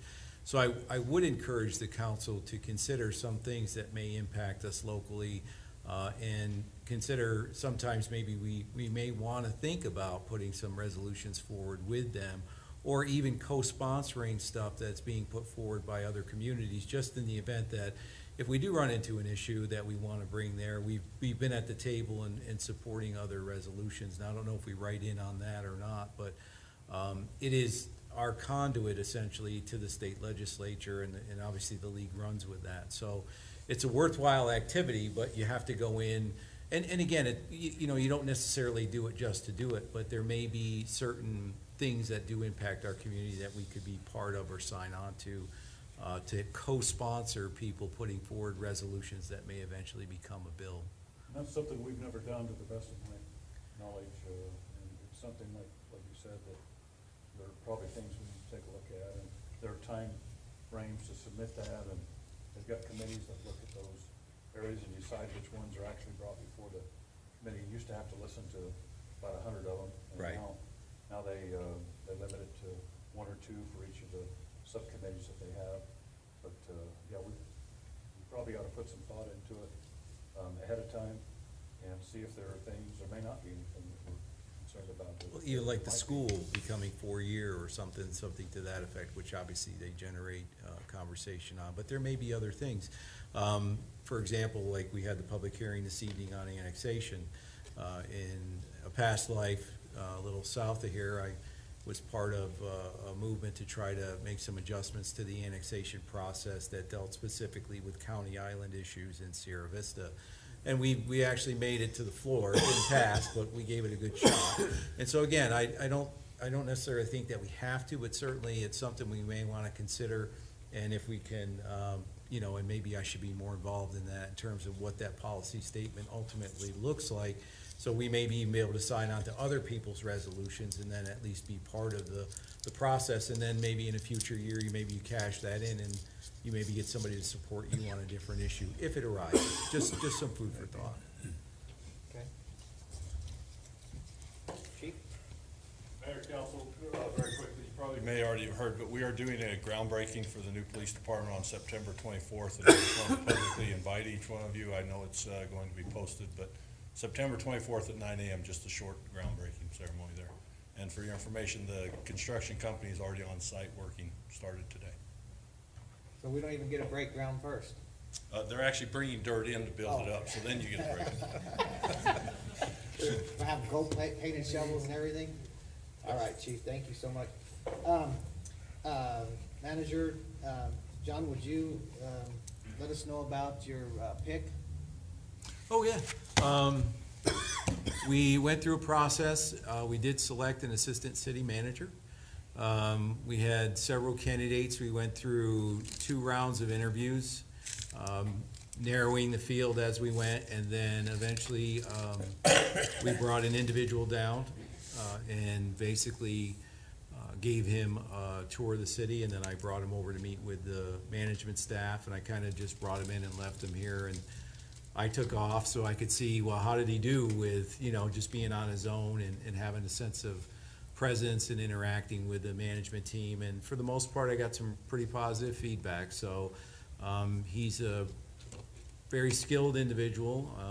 He's got a strong financial background, and I hope to make use of that in a variety of areas. I plan on maintaining oversight in terms of utilities and those areas, but I think he will be useful in getting to some of the issues. We've had conversations about some of the reporting that we do or lack thereof. We've got rate studies coming up. We've got different models that we can build on revenues and projections and do some reporting. So even though he won't be directly overseeing some of that, he would play a role in helping us to get our house in order in terms of preparing if we need to do a rate study. So I think he's got a really strong skill set. He brings something very specific to the table. And so I'm looking forward to working with him and tighten it up. I think we keep coming back over and over to, you know, kind of making things a little tighter, a little clearer. And I think he's a detailed guy, so I'm hoping that he can help us do some of that. He's willing to live in Safford limits. Yes, he is. All right, good. Anybody else have anything under announcement of current events? I have one. If you guys want to see some quality control, just drive down 8th and just check out the sidewalks down on the 8th Avenue or 8th Street project. I met with manager and as well as the engineer today, and just had some concerns, and I wanted it documented in our council meeting that highly unacceptable for those people who've waited so long to get their road repaired, and we're sitting here coming in putting sidewalks in, and the workmanship is just absolutely ridiculous, and I think it's getting addressed and will be addressed, because if we accept that kind of standard, it sets a standard. And so I just wanted to get that documented. Anybody else on anything on announcement of current events? Okay, brings us to item 14, report on operational items. Lydia, you're up with the employee insurance.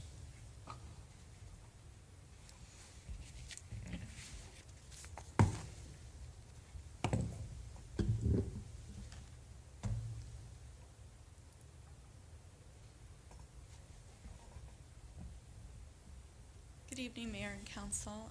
Tonight we'll be talking about Raggett and the city's core benefits. Topics we'll be discussing is the creation of Ragged benefits profile, the structure of Ragged, drawbacks and benefits of Ragged, alternatives to Ragged, and our timeline. So Ragged is the Rural Arizona Group Health Trust.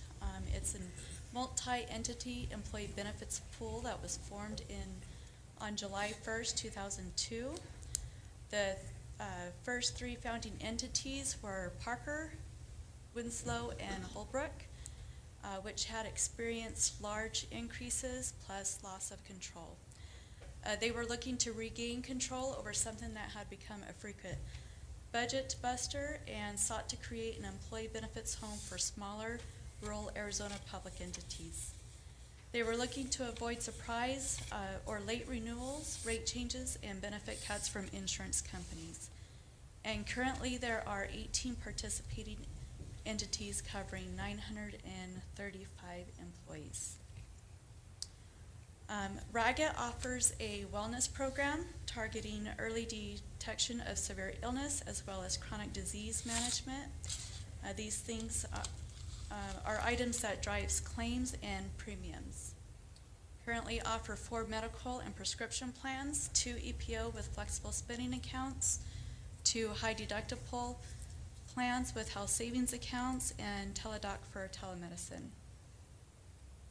It also offers 1 dental and 1 vision plan with open networks, and a basic employer paid life insurance and employee paid voluntary life insurance. It has an employee assistance program and an online enrollment portal that's available 24/7. Ragged is governed by a board of trustees. City of Safford has a seat at the table with an equal vote. I am the trustee and John Casella is the alternate trustee. The City of Safford has been a member of Ragged since July 1, 2003. Membership terms are designed to promote stability. Whenever a member enters Ragged, they start off with a 3-year membership term, and then on renewals they could choose to renew for 3, 4, or 5 years. If an entity is to leave Ragged, they could leave for no less than 3 years, and if they reapply to rejoin Ragged, they will be considered a new member and have to go under the underwriting process. Lydia, Yes. if we were to leave, would we leave any money on our books? I'm not sure the process. We wouldn't have all of our money up front, but we would eventually get our funds that we have in there to help us get started with being self-funded at another place. But I don't have all the details on that, on how we get those funds. But yes, we are financially stable with Ragged right now. Because I believe we got some monies back one year for some reason, so I figured we had money on the books or a stake in there somehow. So when you find out or whatever, I guess you'll let us know. Yes. Lydia, since we're asking some questions while we're going through this, it sounds to me kind of like you're you're on the trustee board.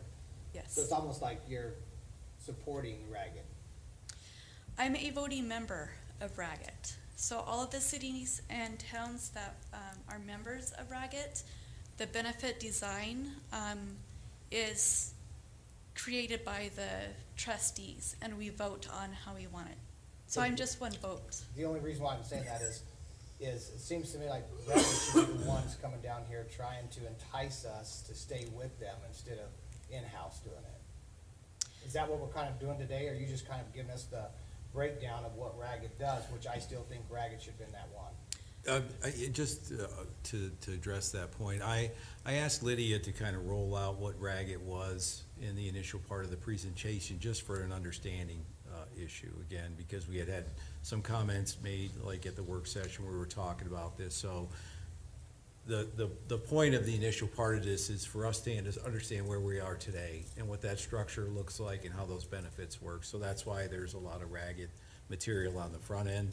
But this is all a lead-in for us saying essentially that we'll go out and look at alternatives. she'll get there eventually. So, Okay. again, I don't want it to be an advertisement for Ragged. It really was intended more for educational purposes. Okay. I'll listen. So the Ragged generally meets 4 times a year, 3 telephonic meetings and 1 in-person renewal meeting. And that usually happens around the 1st of February. Ragged was created solely to support small rural Arizona public entities, and its larger size allows large claims that would normally result in large increases for single entities to be spread across a larger group. And it promotes stability, and we've had a 3.21% annual rate of increase since 2003.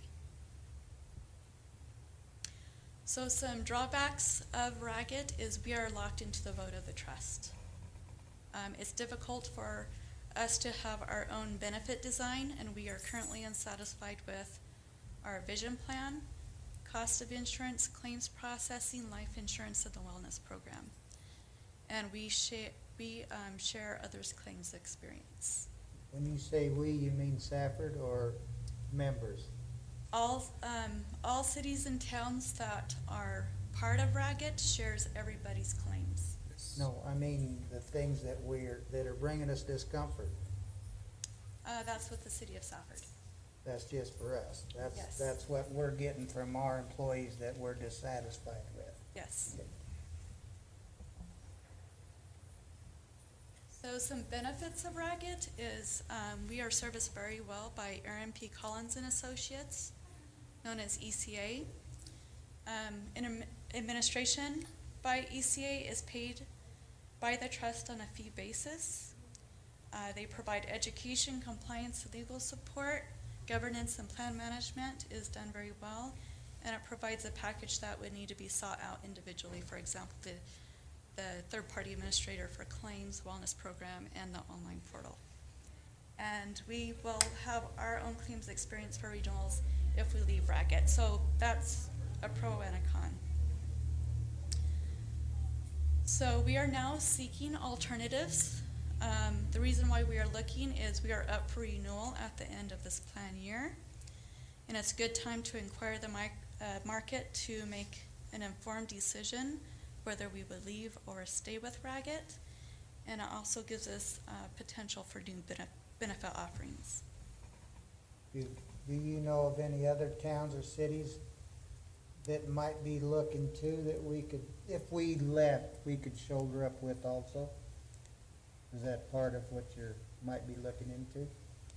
I don't know that I understand your Okay, question. because when this first started, it was Winslow, Parker, and it was 3.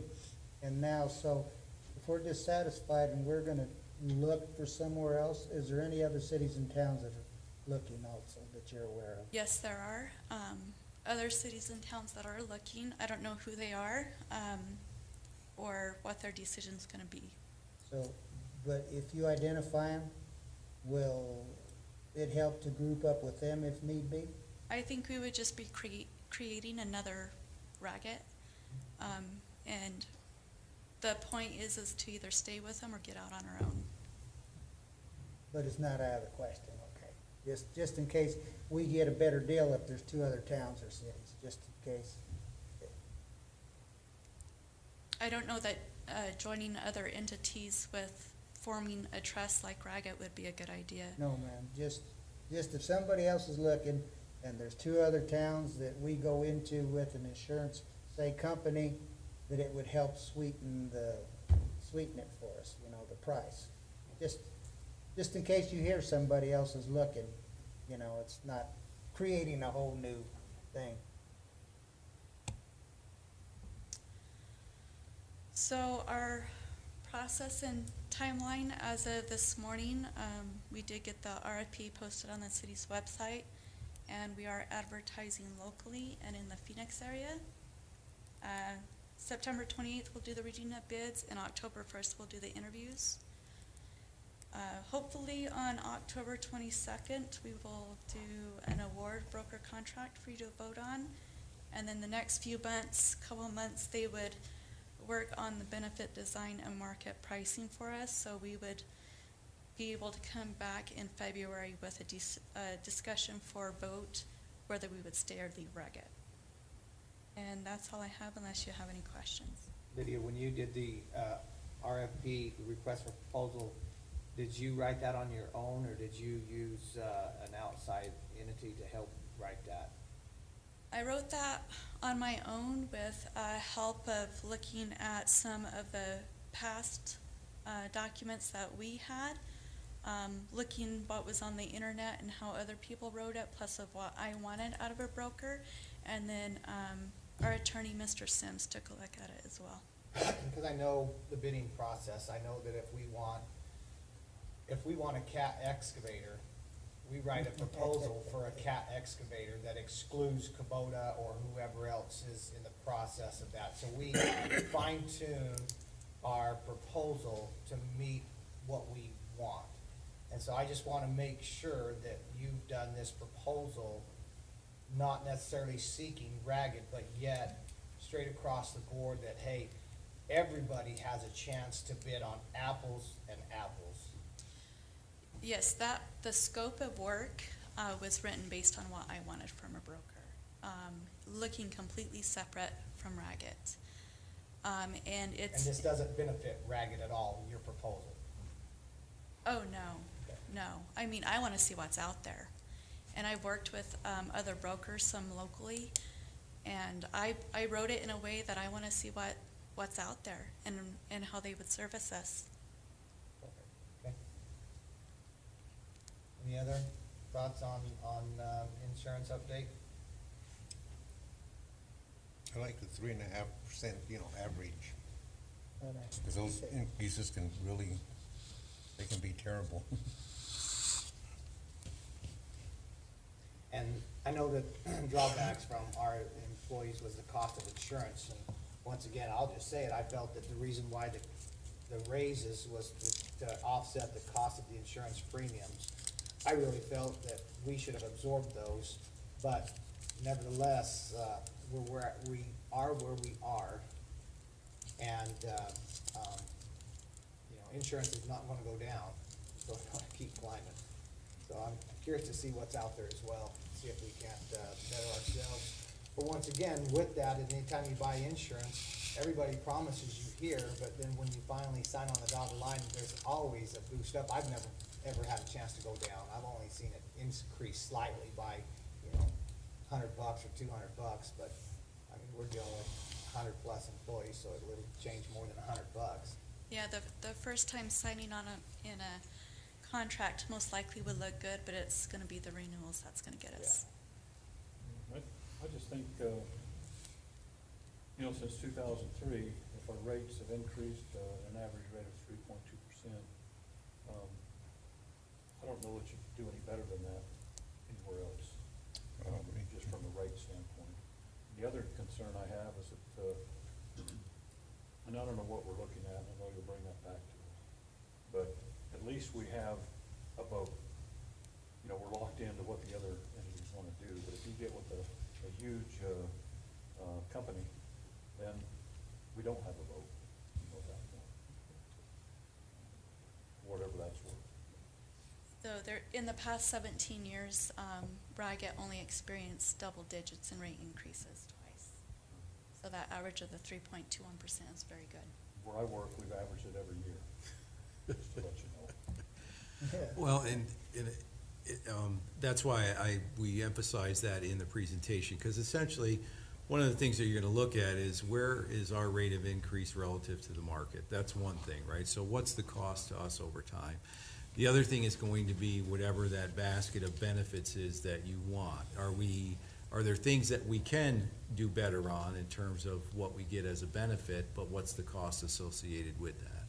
So again, when it comes to health insurance, stability is the hardest thing. So you may go 2-3 years with low, and then all of a sudden you get a spike. So if you look at Ragged over time, there were a few years in there where their numbers rose considerably, but for the most part, averaged over the period, they were relatively low. There were some where there were no increases, is that correct? That's correct, yeah. Yeah. So again, it's always going to be a balance between what you pay and what you get, and then eventually it's utilization ultimately. So your utilization rate will drive whatever your premium is. Now, The benefit of Ragged, we get locked into a profile, because it probably would be a nightmare for them to manage it otherwise, but the benefit is the economy of scale. So you're kind of offsetting by having more people in the group, and that helps to kind of balance out some of the catastrophics, quote unquote, that may arise during a year. And if catastrophic, if, you know, the big if, right? If Lydia had mentioned about three, let's just say 3 people were looking at moving. If we chose to stay and the other 2 chose to leave and they each had 200 employees and that's 400 employees gone, so then there is going to be an increase. We also know for a fact that this company sold, so those investors want money. So, I mean, you know, you're going to see an increase anyway, because a company that buys a company is not just going to say, oh, we're just going to stay down here. They're going to want their investment rolled back as fast as possible, or at least that's why I'm in business, is to make money, right? Sure. So you've got to think of all of these items that are coming down the pipe, and not just focusing on, well, they've taken care of us for the past since 2003. We need to focus on that and know what's going to be our benefit in the end. And could be them, or it could be out. And that's why we're bringing it the way we have. I mean, obviously, the issue was raised in the work session, so we have an opportunity to go out. We've been with them for quite a while, so let's go out and see what's out there. And See, that's my whole thing, is because we've been with them a while, it seems like Lydia's vote would be a little bit stronger than the other person, but I guess you're not winning your arm wrestling, Lydia. You gotta tighten that up. So again, the whole point is to do exactly what you're saying. I mean, the whole point here is let's go out, take a look, and see what our alternatives are. If I could mention, the timeline is really important, that we decide whether we're gonna stay or leave with Ragged by February, because from February to July 1st, it's gonna take a lot to make the change if we change.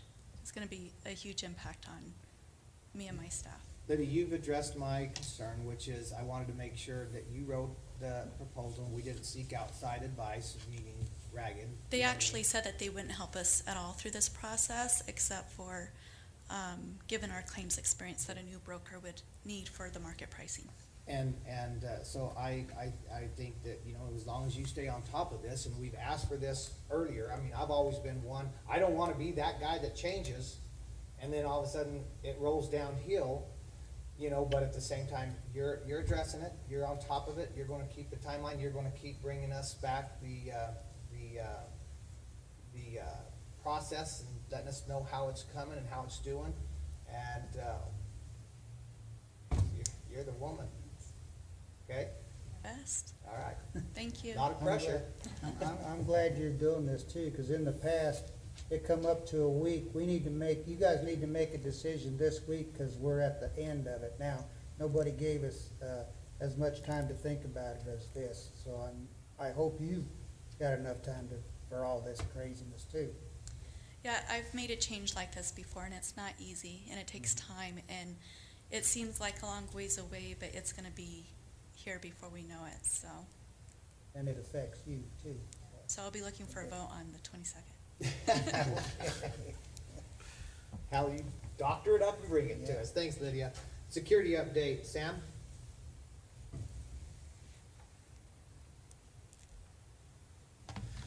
Good evening, Mayor, members of the council.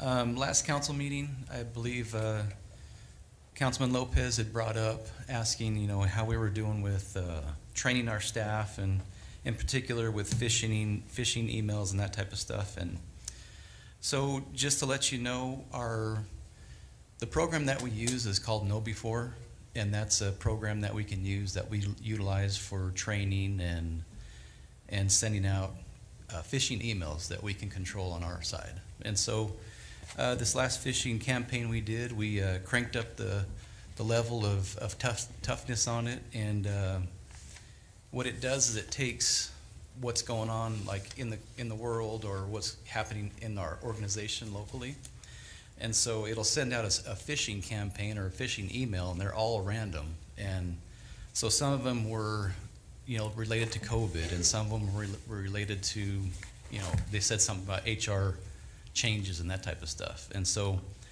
what it is they want you to click on this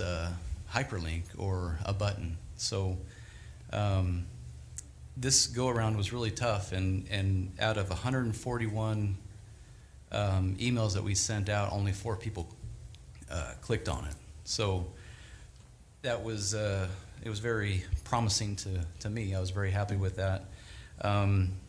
In our industry and government, with our size of our company, the fishing industry is about 13.9%, and we're right at 2.9%. So we're well below what other places log is, fishing attempts or people that are actually clicking on fishing. So this is a great tool that we use, and after we had those 4 people click on items, we then sent them an email saying, here's the training for you to take a look at, to refresh yourself. And it's not only helpful for the city as a whole, but also for, when they go home, they can look at, when they're looking at stuff on their own home PC, they're aware of what to look out for and that type of stuff. So, Perfect. Any questions? Mike, did you have to go to training? Did you have to go to training? Yeah, I had to go to training. Did you? I did mine today, cause I didn't wanna come here and have cried about it and I hadn't done it. But Sam, because I did mention it, you did it, or you been doing it all along? No, we've been doing it all along, yeah. So you try to catch them like this all the time? Right.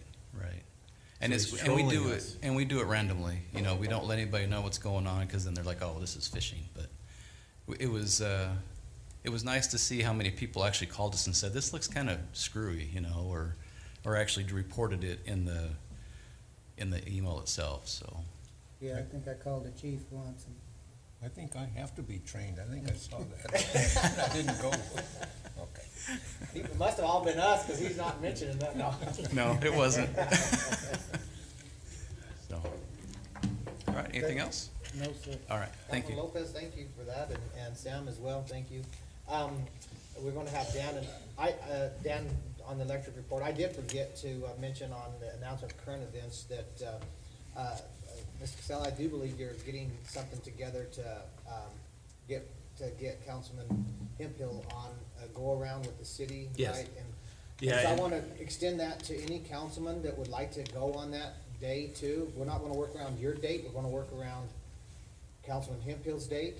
And, anyway, Councilman Hemphill, whatever date that works, that you have a chance to see what the city has, the city owns and all that, and drive around, and any councilman that wants to join you, work around his date and not yours, okay? Oh, yeah, and in fact, I talked to him this evening before the meeting and told him any day, doesn't matter, weekends, weekdays, doesn't matter, because I know you're working down in Wilcox, so whatever, I told him whatever works for him, we'll do it. Sound good? Yep. Council, sound good? Okay, all right. And just before you go on, if anybody is interested, let me know, so So we when I can plan post it, it. yeah, I can make sure, yeah, if we have a So quorum. we'll get him in his first secret meeting, huh? Exactly, right? So, but I wanna, if we do have a quorum, that we know that, and also just that I know you're interested, so we can plan it and have everybody kinda ride along, and we'll put everybody in my GTI, it should be a good time. Yeah, and dinner and lunch on you, right? Exactly, there you go. I'm not on your P card though. Oh, Because I no, would no, like no. question that one. That's a whole other ballgame. I don't think the GTI could go up the canyon. We could try. All right, thank you, John. Dan?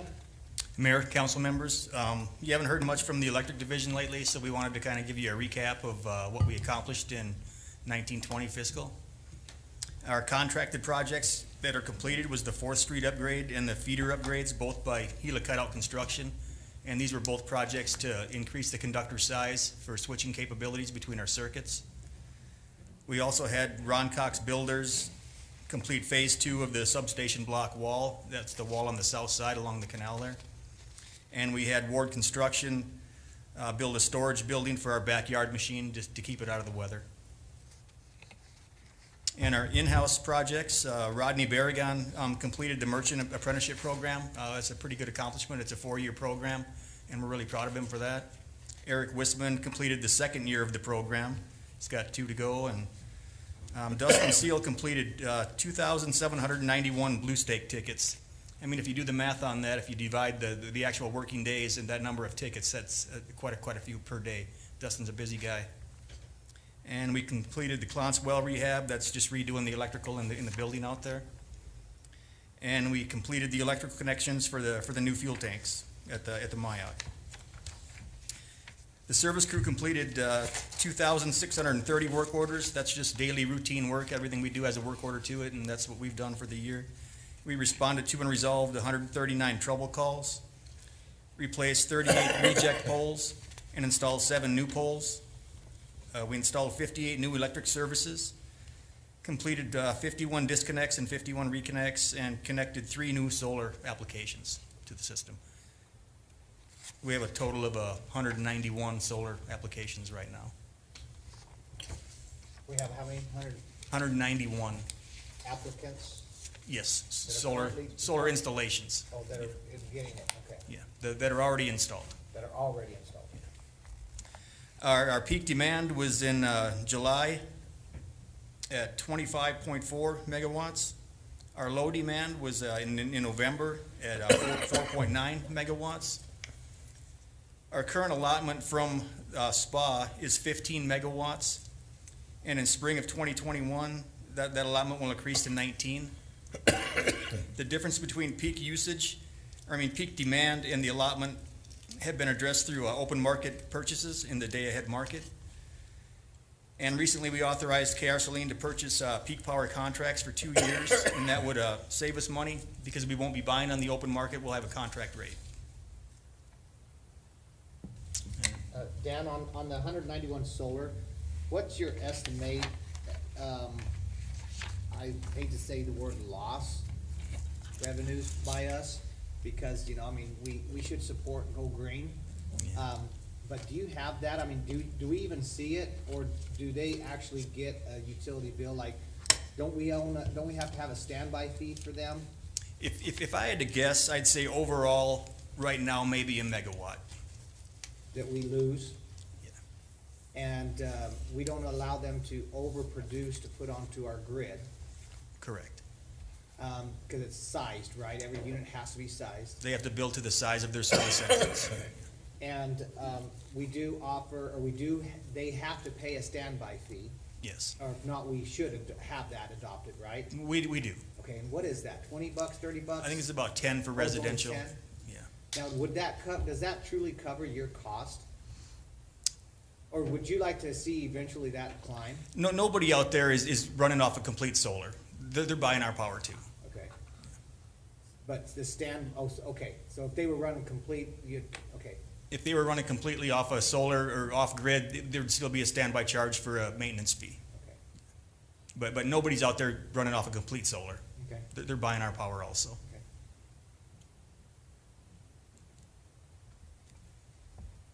Any questions? I kinda wished you'd had to display the report that you showed, cause we met with, the manager and Dan, Mr. McGoy and I met because of the concerns I had been bringing up and kept complaining about the meters, the three-phase meters. And he does put out a report, I found it on the manager's reports, and it's more detailed, well, covers that detail. I wish you'd have had that to display it, you know, cause it's got quite a bit of information in it. But the one thing that we came across from that meeting was, the figures I found was that like 16% of our customers are using about 47% of our power. And that's the commercial, and the area of the three-phase falls into that. And so with 16% using that much power, now you see my concern that them meters are picking up the data correctly. So you're saying 16% of our commercial users are using 40% of our power, and three-phase is a benefit to a commercial user, and so you want to make sure those meters are spinning in our favor. Something like that. 'Cause on the report, it showed how many residential we had, how many commercial we had, and the total. Okay. And with my math, and I'm from Thatcher, so it's a little better than Safford's, Hey, hey. No offense, Mr. Hempel. Anyway, I was figuring that 16% of all our customers are, which were the commercial or that area that I was talking about, 16% of them are using 47% of our power. That's what I'm figuring. So now you see, to me, why it's so important on the accuracy in the data, and that it's maintained yearly and it's checked often to make sure it's functioning correctly, and that we're staffed and we're tooled up to gather that. And we are testing those yearly. The CTs we have a program, and it's gonna be in that report, you're gonna see it. And we're also going through a complete audit citywide on all of our meters to make sure the multipliers are correct. Yeah, and that's, without the meeting we had the other day was a little lengthy too. But we came to an understanding of where I was going, but I wanted to mention it to you. In that nutshell, the 16%, the 47% is my concern. So does the city of Safford calibrate their own equipment, or do we send it out to a third party? We do it ourselves. The meters themselves don't get calibrated. They can be tested and tell you whether they're in parameters, but the current transformers, which Councilman Lopez is referring to, we do test. So, I'm just gonna throw this out there. My father-in-law, when he'd bring emergency water and electric meters to you guys, to the city of Safford to be inspected, or did you guys at that time, refurbish them or do whatever you did? I just know the reason why Councilman Lopez, this is his expertise in his field, and so I listen to him. But I know that we did a forgiveness or worked an agreement with a company in Safford because our meters were not calibrated correctly. And so, of course, we know that now that 16% is 47% of power. And so I now see the concern that Councilman Lopez has, that make sure that that is functioning. Is that, Yeah, well, am I the saying it meter, right? the meters aren't tested as much as they were in the past because they're electronic now. They either function or they don't. In the past, when Rick had them, they were mechanical, so there was adjusting, and you were required to bring them within the correct parameters, just like they measure at the gas pump. You gotta make sure they get inspected so that the customer, to make sure it's within the parameters. When they were mechanical, that was one thing. Now, if they're electronic, they're either good or bad. But now, the three-phase, you can check them to see if it was bad, because if you have somebody complaining that their power bill is too big or whatever, and you test it and they're correct, then you might have to make some adjustments. But what I'm getting at is that everything has to function so that, to make sure we're gathering all the data we're supposed to be gathering. And I just was skeptic that it wasn't. And after your meeting, you feel? I feel we're better on the right course, because he did say they have a watchdog, which is an instrument that they can clamp on to most of it, and it does give them guidance on what's going on there. And having that watchdog is one thing, making sure we got the personnel that can work it and understands what we're getting is the other part. Plus, I kind of like that, because when we have people, the engineers that are helping Dan with all this construction and our system, when they talk to them, our people need to be able to understand what they're telling them, not just, well, the meeting was, yes, the meeting felt better. Because I just know, I like to call Dan and say, Dan, my power's off, or it needs to be on. That's all I really care about, is that as long as I'm getting 240, I'm happy camper, and we're ready to go. And that's when I rely on you, Councilman Lopez, for the nuts and bolts of that. And as long as you're getting that information and you feel like you need to share it with the council, then please do so. But meanwhile, I 100% trust your expertise. Well, that percentage and that amount. But you have to was share important it. Yeah, that was important to me, that much power, and that'll come into our rate study too. And what was my first point was, we need to make sure what our losses are before we can start thinking we need to charge somebody else more. Perfect. There's a lot to it, but my number one priority is that, yes, the lights are on. Yep. Yeah. That meter's moving. And I thank you, Dan, for that meeting. It was beneficial for me too. I'm not sure John thought we were actually friends or not, but we got it You talked it You over. lit a fire under John? No, no. Oh, I was gonna say, I gotta learn from you then, if you did. He wasn't in the room a couple of times, though. It's because I was going out to get you the reports. Yeah. No, I enjoyed the meeting, I think we cleared up some things, and I think we're headed in the right direction. Perfect. Anybody have any questions, or any more questions for Dan? Go ahead. And I would just ask a favor of council. We're making these monthly reports available now. So if you get an opportunity, go out and look at them. Let us know if there's something that you want to know that's not on that report. I think we're going to try to evolve these things. Dan is up here today because of the meeting that we had with Councilman Lopez, and Councilman McGoy was there as well to keep him calm down. So I think. Did you do a good job, Councilman McGoy? He did a great job. Well, but you understand, Dan, just like Raymond, it's kinda nice to see it up there, you know? No, you bet. And I think we just had a conversation based on some of that information. So as a jumping off point, again, I would ask if you get a chance, look at those monthly reports. If there's something in there that you want to see that's not in there, I think we're going to be moving toward a quarterly reporting program. And I would like to see particularly utilities maybe making quarterly presentations, because then we have the public consumption portion of it and start addressing some of these issues, like we have so many users using X amount percent, and those types of pieces of information I think are useful, and I think they're useful to you guys in order to understand a little bit more. Obviously, you're busy all day doing other things. If we can bring you some distillation of the activities that the city is doing on a regular basis and start maybe providing information going more in your direction, then maybe we can answer some of these questions out of the gate. So I think that's, again, part of like the new assistant. I think we're gonna be moving in that direction. But I would just ask that you start by looking at those monthly reports if you get a chance. And then I think we're gonna be sending an email out with a link that highlights where they are on the website to make it easy.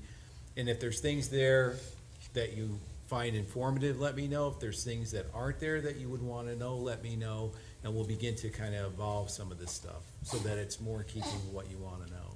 Okay, so to keep the fire going, did you get him his goalpost? Goalpost? My backstop? Backstop. We're good, Lance.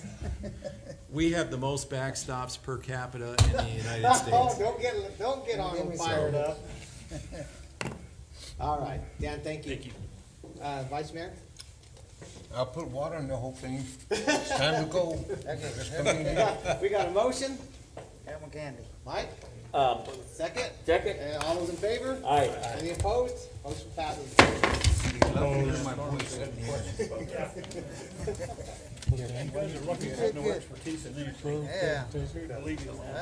I don't know about expertise. I think he was gone.